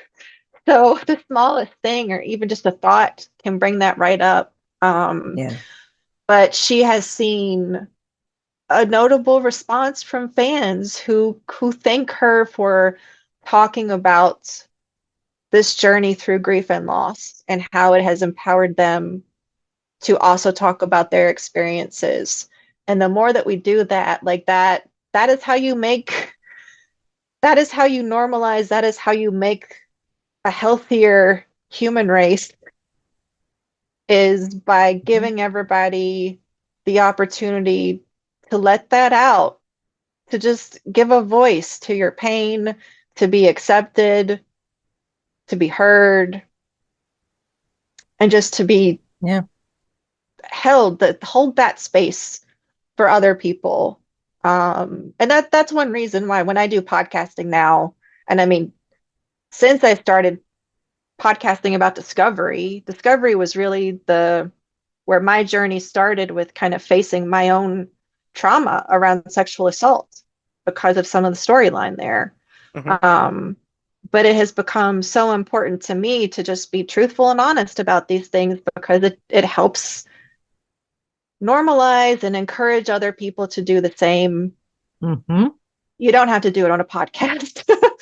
Talk to a friend, talk to a therapist, talk to yourself, say it out loud. But being able to work through and deal with those feelings is so much healthier than keeping it pent up forever, because you're just holding on to that and it's hurting you by doing that. So yeah, this episode just gives me another opportunity to again talk about something I've never ever talked about, and I like practiced talking about my dad in the car. And like those first times I'm sitting there in my car like crying because of just, and we weren't close. We did not have a good relationship because of what he went through that made it impossible for him to be a good parent. But I do have that radical empathy, even for somebody who hurt me, to know what he went through, what he was forced to do, and how it changed him. That is what helps you come to a place of forgiveness. Yeah. And again, we just went back on like really serious. I'm like, okay, where's the funny stuff I can talk about? Well, this part isn't necessarily funny, but I also really enjoyed the character of Vol Trask. Yeah, he was the Andorian. Nice to see an Andorian. Thank you for remembering. For some reason, I've never put his name in my notes. I looked him up on Memory Alpha just a little bit ago, just so I could do that. There you go. Yeah, definitely. I mean, I'm curious to know a little bit more of that backstory that was hinted at, but that we didn't get, in their relationship. And I mean, that character's gone now. Yep. We'll probably get it in a book. Yeah. Yeah. Maybe. I hate to say. As soon as we actually do get more books. Oh gosh. Yeah, we will. I don't want to, think otherwise. And I know, like, the one other thing I think I wanted to bring up, because it again kind of lent itself to the ambiguity of the episode was Chapel covering for him. Oh yeah. And while she didn't see exactly what happened, I think that was an issue of camaraderie. Yeah. Having been Mhm. there and known what they went through together, and also knowing, having those same feelings of, I didn't start the fight, but I'm not sad it happened or whatever. Yeah. That I very much could see service members doing that, because Absolutely. I don't think it would have been as easy for, I don't know. I think that it could have been more complicated without that witness. Mhm. But yeah, it was, I wish we'd gotten a little bit more from Chapel. Because she definitely, I don't know, I just wish the episode was longer. Yeah. Or more, Yes. or 22 episodes a season. Yeah. Yeah, let's do that. But I definitely feel like, Chapel clearly at this point in the war had not faced the same terrors No. and such that Mbenga had, and was very new on the line, wanting to save everybody, struggling with realizing that you can't. Mhm. Yeah. And then being affected by that. And I appreciate that Spock wanted to be there for her. I can also understand Spock doesn't have that experience. Yeah. Spock didn't live through that with her. And so Yeah. she may feel that he can't provide what she needs in a conversation like that. And also, it's just really hard to revisit that. It's hard to sit down and talk about that stuff. It's, whether it's your boyfriend or your therapist, like that, it's hard.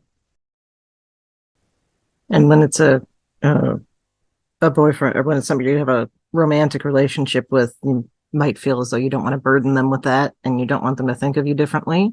Yeah. And Yeah.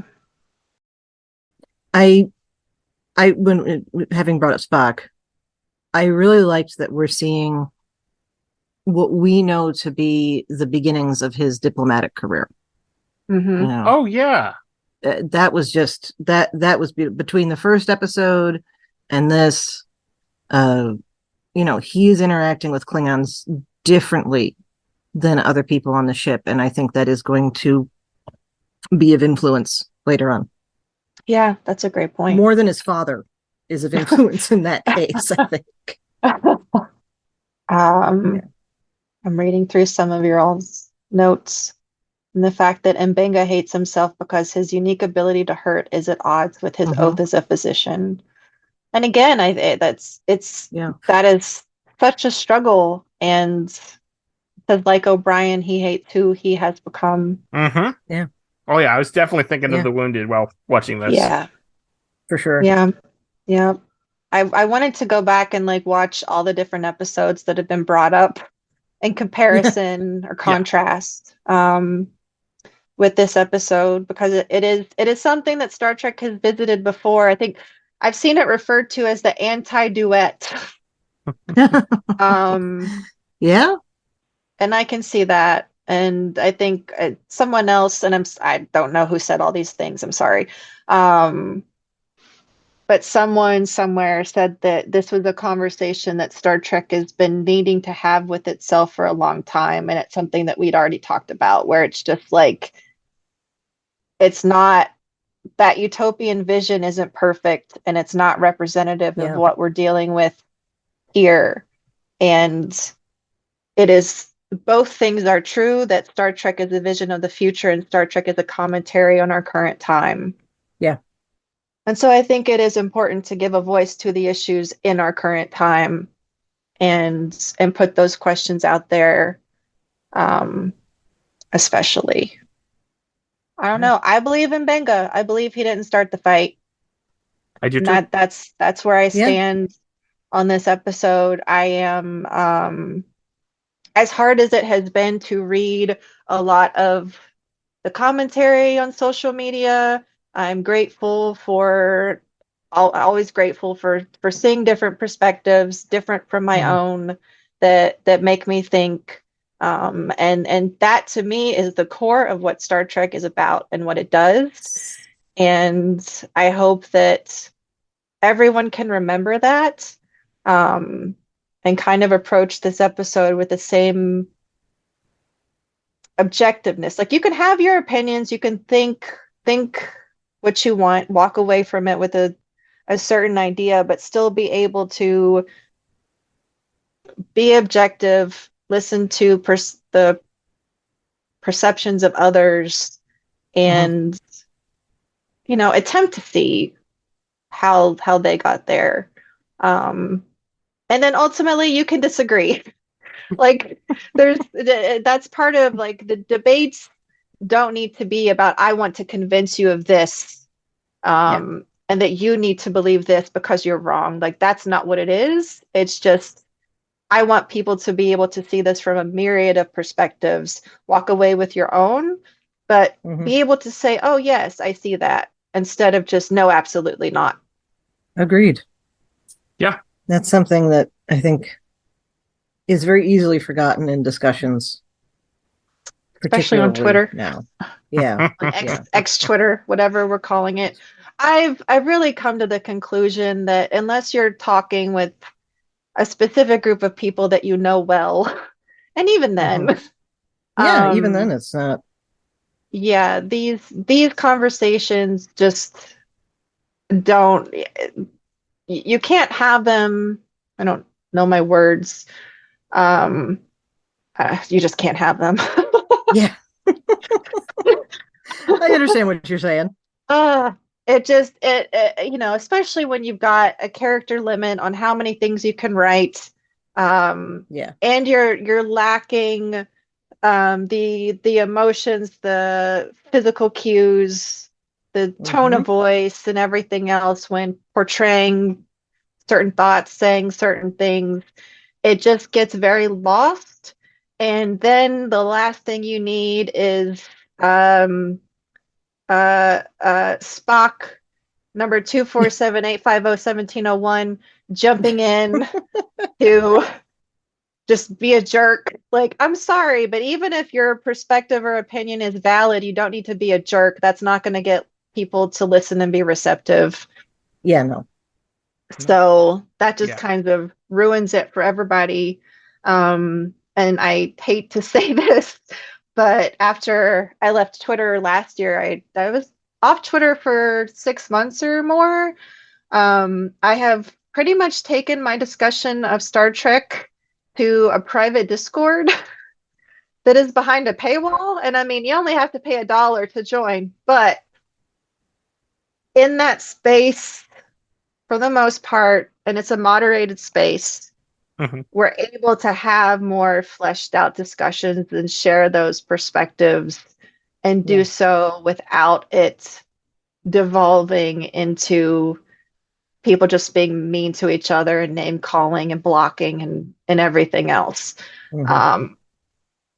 It's easier to get to a place where let's agree to disagree and move on. Instead of turning into something else entirely. And that's just me.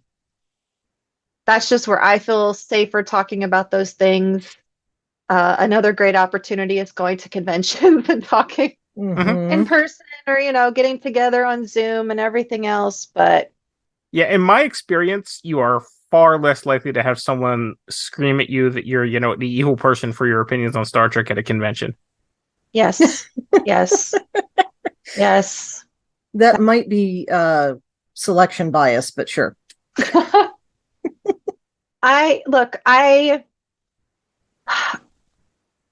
For the most part, my experiences, primarily at the Las Vegas convention, I've been to a few others, but primarily there, are that the people who attack and bully and treat me poorly on social media are too intimidated to do that in person because there are consequences. Yep. And so they will generally ignore you, never talk to you, never interact. However, Star Trek fans, just like any other human being, are humans, and some people are jerks. Mhm. And so I can't guarantee that anyone's going to go to a convention and not run into one or two of those jerks. No, I have definitely run into jerks at conventions. I had in 2021, I had a guy go off on me for wearing a name tag with pronouns on it. But in general, it's a much better experience, and still most of my conversations about specific episodes and whatnot tend to happen with people I know. And that's just because I'm hanging out with people I know at 2 a.m. when these conversations pop up. As one does. Yeah. But overall, I tend to find that they are good places with like-minded people. Like-minded people. Yeah, and that's again a whole other Pandora's box to open. But at least when we are at a convention, I like to think that everybody is there to talk about Star Trek, except those people that want to go off on your pronouns or whatever else. And that's a situation where, I don't know, it's not quite a block and move on. It's more like walk away, disengage. You've got a panel to go to. Yeah, no, I straight up told him, like, I am not having this conversation, and walked away. Yep.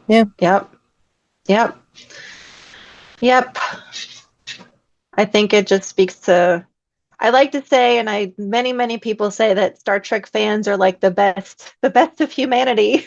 And I think that plenty of other people who are not Star Trek fans are also representative of the best of humanity, that we're all just people making our way through this journey, and no group of people is really any better than another.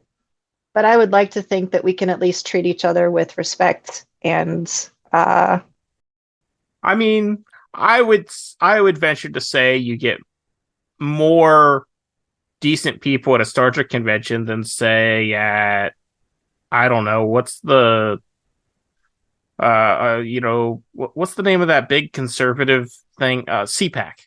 Oh yeah. God, yeah. I was about to say the RNC. So good. That too. Yeah. I don't think that's in question. No, yeah. It's, I'm just gonna back away. Sharing more opinions about that. If we have listeners who are offended by those sorts of opinions, they are very thick-skinned, because we've been saying stuff like this for years. Good to know. Yep. Good to know. I think the thing is, like,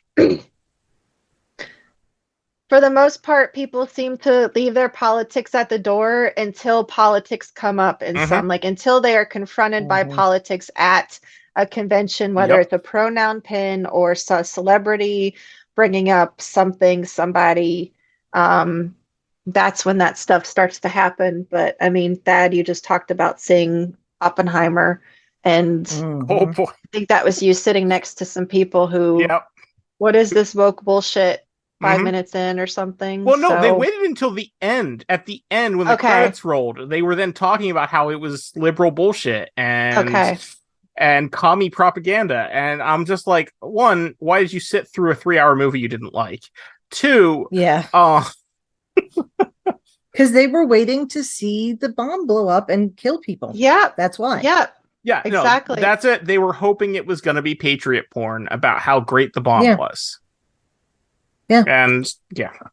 And I mean, that's the sad reason why people say that certain people watch Star Trek for the pew-pews and the war stuff and shit. And I mean, I have definitely had plenty of interactions with very right-wing Trekkies. Oh, yeah. Yeah. Oh, yeah. It blows my mind, but yep. It does. And, again, I've talked about the fact that on one hand, I'm really cautious about people. On the other hand, I still want to believe in the best of people. And that's where I fall into that trap. It can be really difficult. I still remember talking to like 4 different people in STOB in 2021. I mean, selection bias in this case, because I'm sure there were the percentage of people at STOB in 2021 probably skewed more conservative just because it was the COVID con. Yep. But these were people that I had been on,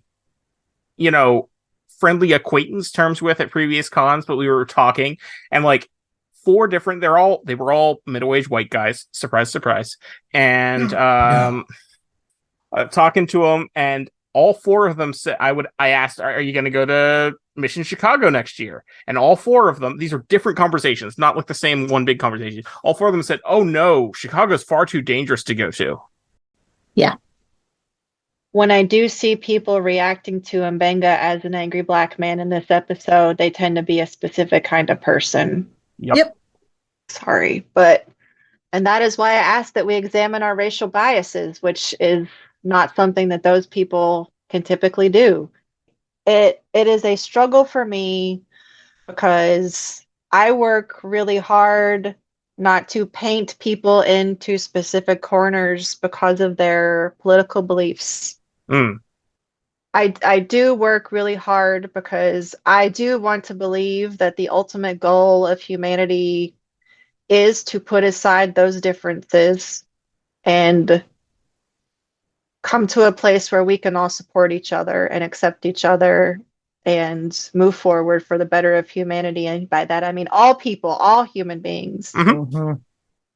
And so I don't look at somebody and see that they are, Republican and think that's a bad person. I know what they believe. No, I don't. Unfortunately, a lot of the times it does turn out that is who they are. And yeah. And no, same. None of my close friends are, but I definitely am friendly with people who are. And that's the way I'm saying this. Yeah. I definitely am friendly with people who have far more right-wing views than I do. And I would not completely ostracize them and take them out of my life until such time as they espouse certain far more right-wing views than I have. And then, yes, you're gone. But yeah, otherwise, no, well, for one thing, I would like to think that people can change. And for another, I mean, there's a lot of diversity of thought in the world. There's a huge difference between being conservative about, let's say, taxes and deciding that slavery wasn't a bad thing. Yeah. Okay. The slavery wasn't a bad thing. I do know what kind of person you are if you tell me that and you believe it. But Chrissy, what about all those skills they learned? Oh, don't even get me started. Don't even, So it's when people tell you who they are, you have to believe them. Right.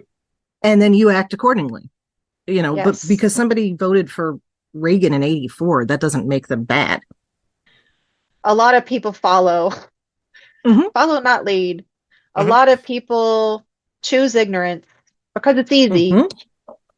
And there are a lot of people who have never spent any substantial amount of time interacting with Black people, LGBTQ people, trans people. I mean, that falls under the umbrella, but this is what I believe. And I was forced to leave Colorado, where I had lived for 15, almost 16 years. And I have returned to South Florida, where over Memorial Day weekend, I was driving to a work thing, and there were people in the corner outside of a news station with flags that said, "You choose pedos or Nazis."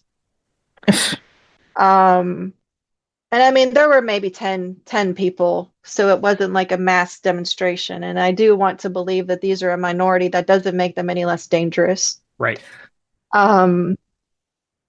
But I've been here for 6 months, and have reconnected. God, I hope nobody listens to this podcast that knows me. I'm not putting it on Facebook.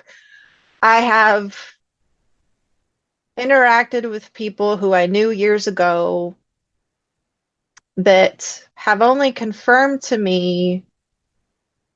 Do I think these people are terrible, bad people? No. Sure. But I, as a woman presenting but non-binary human being who is queer, if you make a comment and you compare a Nazi flag to a pride flag, you've just told me you're not a safe person for me. Yeah. If we have a conversation where you talk about denying someone, I'm trying to make this not specific. It doesn't matter. The person's not going to listen. If you have a conversation about denying people accessibility to something that could make their life easier as being neurodiverse, because you feel you're implying that their neurodiversity is a weakness, you're not a safe person for me. My brain is not, as far as I know, neurodivergent by birth. My brain is neurodivergent by trauma. And while I understand that apparently it can, not cured, that's not a word I would ever use, but that is what people have said, but that I can go back to having a neurotypical brain if I work hard enough or something. No, I don't think that's going to happen for me. So if you say those things, even though I still may believe that you are inherently not a murderous, terrible, awful person, you're still leading me to believe that you are not safe for me to be around, especially privately. No, absolutely. I'm from central Pennsylvania. This is hardly a bastion of liberalism. And there are people I grew up with, people I knew from, the handful of high school friends that I still have on Facebook or whatever, that I still talk to occasionally. Like, some of them say some pretty, some things that definitely mean that I don't really want to have that much to do with you. And I'm not necessarily saying they're bad people, but they are not people that I need to make a part of my life. Yeah.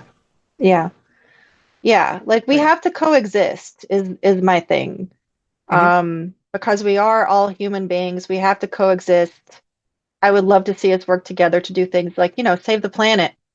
That'd be a good idea. And unfortunately, our political ideologies tend to set. I don't know. I've only lived here, like I said, 42 years. It feels like we have become more and more divisive. And I think that a lot of that division, especially when it comes to certain human rights,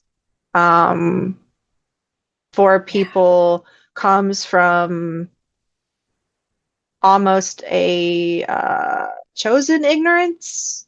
Yes. Like, you have, like, just I'm a curse.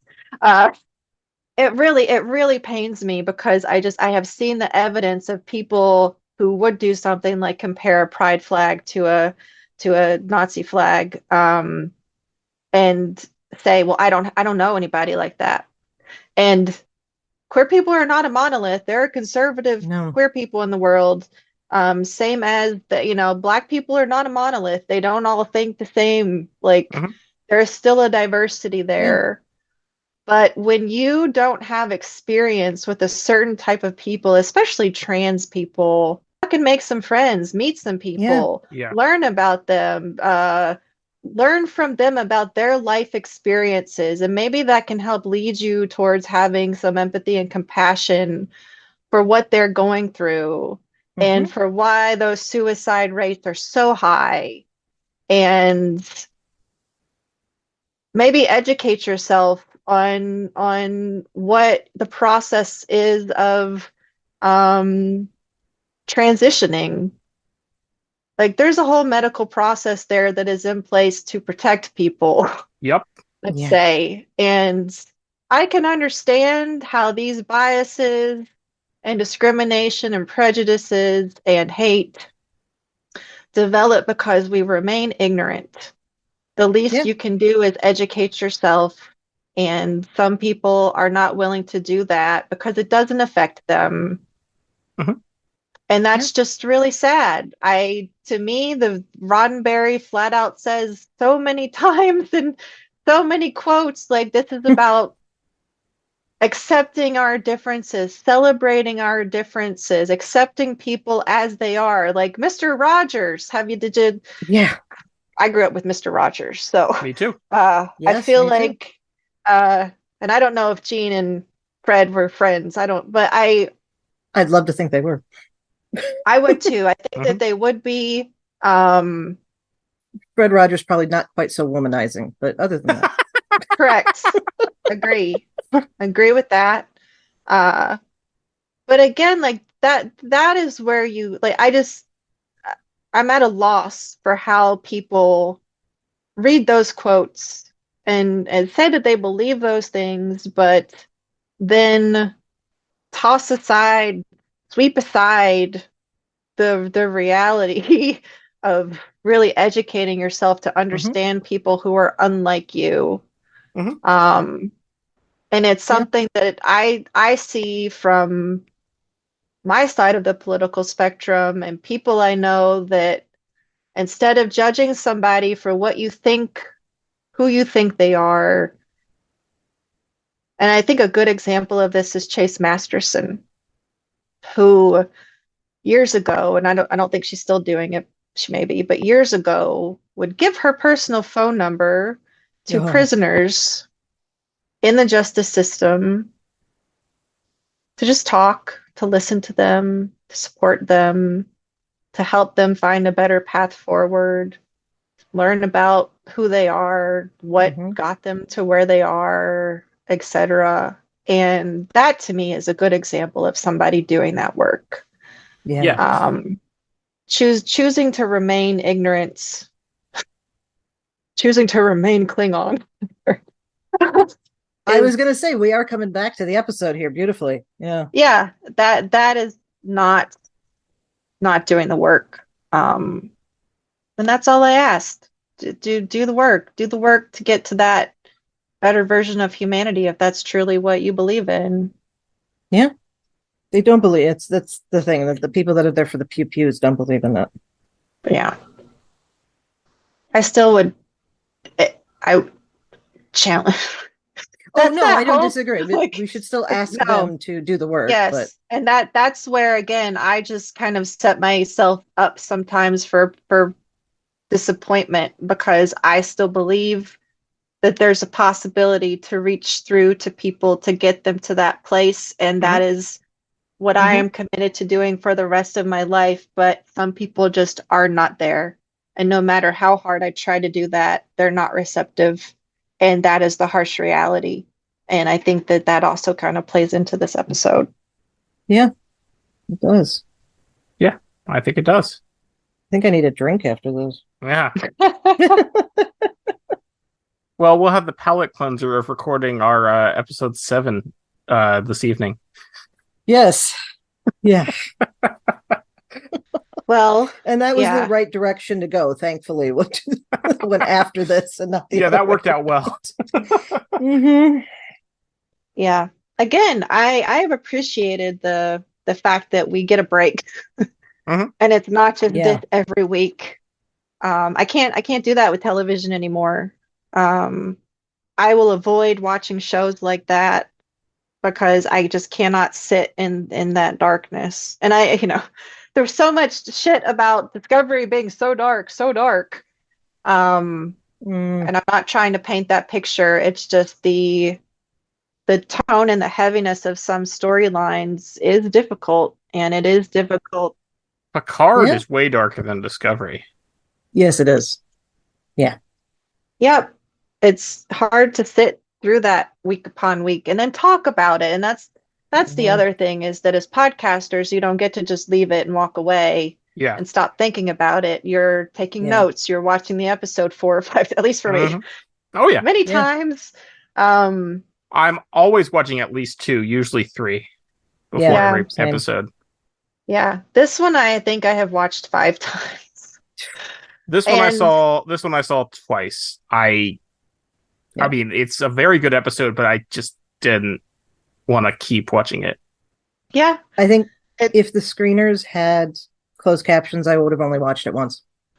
I do Oh, yeah, that's a wish- fair point. Yeah. But no, I always watch the screener when it comes out, and then I always try to watch the episode itself like an hour before we record, just to.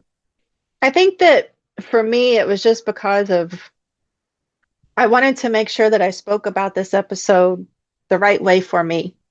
Mm-hmm. It's a whole thing. Mission Log is actually stepping away and going on a reprieve because of the strikes. After Rod and Trevor went to San Diego Comic-Con, and it is specifically because the Roddenberry name is on there. Sure. Mm-hmm. They just decided, let's take a step back. But we're still doing Mission Log Live. So last week's show was a very last minute change of John and I can't talk about the show, but you can call in and talk about things.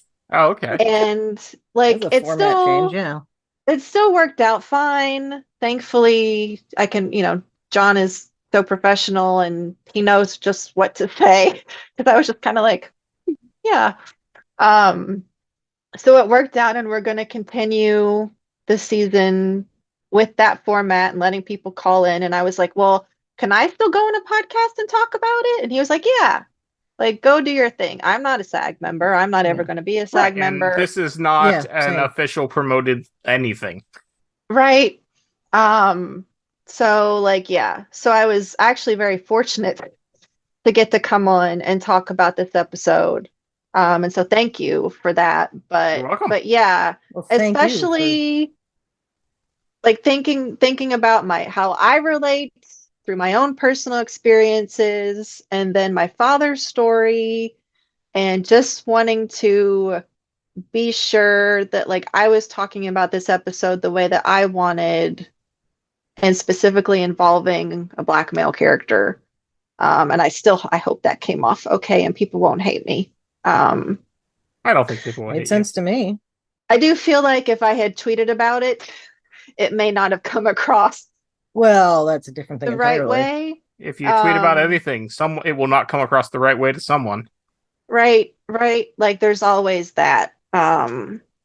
So I'm glad I had the opportunity to say what I wanted to say on both subjects. Hopefully in a way that does not piss off people that I care about, whose opinions I respect, and who I, admire and don't want to upset.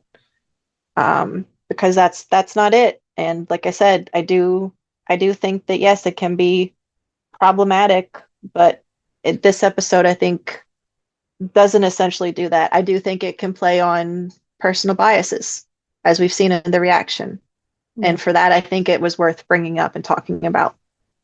I think we've covered most everything we can on this one for this week. Yeah. So stay tuned next week as we continue to change the tone quite a bit. Heather, thank you so much for joining us today. Where can listeners find you online? And do you have any current or upcoming work you want to mention? Well, thank you for having me. I'm really grateful that I got to talk about this episode and share my thoughts. It's meant a lot, actually. You can find me on Monday nights at 10 o'clock on Facebook and YouTube on Mission Log Live. We love having people call in. Our format has shifted a little bit with the strikes. We, as Roddenberry Entertainment, are definitely taking a step back and still having the shows, but I don't really get to talk about the episodes, but listeners can still call in and talk about those episodes. So we'd love to see you there. Those episodes do come out in podcast format, so you can read them. You can listen to them. Wow. You can listen to them wherever you get your podcasts. Feel free to follow me on Twitter at @BatlethBabe. I'm back with a smaller, hopefully safer account where I just missed everybody. I missed my friends who aren't on other social medias, and quite honestly, there's nothing quite like X Twitter, and how we communicate and share our thoughts there. And I also found that I was missing perspectives of people that I need. I feel like I need, and how I ingest and interpret Star Trek. So I am there. As for the future, I would just say stay tuned. Follow me on X Twitter, and I might have an announcement if you show up to our Trektivism panel on Sunday at Star Trek Las Vegas, or whatever we're supposed to call it. STLV, the 57-year mission tour. The fun thing is that on Mission Log Live, we were referring to it as that convention in the desert, Star Convention in the desert or something. I don't know. We were being funny about it. It is officially STLV again. The letters just don't stand for anything. Right, exactly. I'm like, we can still call it that. But yeah, I might have some information there. Regardless, Trektivism and our panel is Federation of Changemakers, talking about how both fans and actors are working as catalysts to create the change that is needed to get to that vision that Gene Roddenberry so expertly shows us with Star Trek. And if you are going to STLV, feel free to join us in the Star Trek Convention Experiences group on Facebook. I, alongside many of our friends, help admin that group, and it's a great resource if you're going to the convention. So that's where you can find me, and stay tuned, and I hope to see you on Sunday at the Trektivism panel. I just want to say before we go on, I really do appreciate you sharing your personal story with this, and that can be difficult, and it can be difficult for people to hear too, but it's worthwhile, it's important, and it's appreciated. Thank you very much. Chrissy, where can people find you when you are not going to an event just to eat jambalaya? Depends on who's making it, but yeah. Right. In addition to here on Infinite Diversity, you can find me on History with Szilagyi here on the BQN, the twice weekly short history podcast I do with my fellow historian partner, Jason. I'm also happy to chat about our shows in the BQN Collective on Facebook, and I'm on Twitter at the Goddess Livia, where I tweet about Star Trek history and leftist politics. Thad, where can people find you when you're not discussing the finer nuances of ambassadorial roles? I don't know. Ambassadorial duties. That's what I meant to say. Yeah, there we go. You can find me on the website formerly known as Twitter, where I am at Tyrannicus, STYRANICUS. I am also on Blue Sky and Mastodon with that same name, but a little more complicated. And you can find me there if you search for Tyrannicus. I cross-post most things to all three places because the world is burning and I still want to talk to my friends. Yeah. You can also hear me on the podcast I do with my friend Carl called License to Spiel. That's licensed with a C like the British do it, where we talk about James Bond and James Bond adjacent things and get further and further adjacent as... I don't know, does further adjacent mean closer or farther away? Less and less adjacent. There we go. Yeah, less and less, yeah. As we begin to run out of things to say about Bond. All right. Well, don't forget all of our other great shows on the BQN, and here's Amy Nelson to tell you all about them. What shows are on BQN, you ask? Well, here's a rundown of some podcasts you might be interested in. All Good Things, a Star Trek Universe podcast covering all of Trek, hosted by Amy, Mark, Christos, and Kelvin. Bargain Bin Gamer, a YouTube show hosted by Davey, a self-proclaimed gamer who specializes in reviewing and showcasing affordable video games. If you're lost in the Delta Quadrant, check out The Captain's Couch, a Star Trek Voyager podcast hosted by Jeremiah sitting on Janeway's Ready Room couch. Cinema Z, a film discussion and review podcast showcasing films you probably missed but should definitely check out. Hosted by Mark, Matt, and Laz. Beam Aboard the Galaxy Class, a Star Trek Next Generation podcast covering all of TNG. Hosted by Amy, Joe, Rhea, and Kevin. History with the Szilagys, a snippet of historical events from around the world, hosted by Chrissie and Jason. For the newest Trek coverage, check out Infinite Diversity, hosted by Chrissie and Thad. Test your Trek knowledge with Treksperts Quiz, a Star Trek quiz show hosted and written by Davey. Union Federation, covering all things Star Trek and the Orville, which we all know is really a Star Trek show. Hosted by Kyle, Kevin, Amy, and Haley. Spill the Tea with What's the Tea, Bev? A Trek current events and fan interview show hosted by Christos. And for our Patreon members, we have The Hive Mind, BQN's monthly roundtable discussion with hosts and listeners. It's Green, a cornucopia of topics hosted by Mark, and Amy's Math Moments, a quick look at math moments in Star Trek, hosted by Amy. We know you have a choice of podcasts to choose from, and we thank you for listening to BQN. Assimilate the audio. Thank you very much for tuning into Infinite Diversity. Thank you to Zach Tripp for the wonderful theme music and Mark White for the awesome show art. Please subscribe in your favorite podcast player, and don't forget to rate and review us there as well. And if you'd like to reach out, you can find the network on, as we're saying, the website formerly known as Twitter, at BQN Podcast, or our show specifically at IDIC Podcast. And you can also talk about any and all of our BQN podcasts in the Facebook group, the BQN Collective. When you next hear from us, we will be having a definite tone change and talking about literal tone change.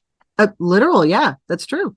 We'll be talking about the first ever musical episode of Star Trek, and that is Subspace Rhapsody. And don't expect me to sing. Until then, we bid you peace and long life. Don't expect me to sing either. That works. Good deal. That's how we lose listeners, is if we sing in that episode. Yeah. For sure.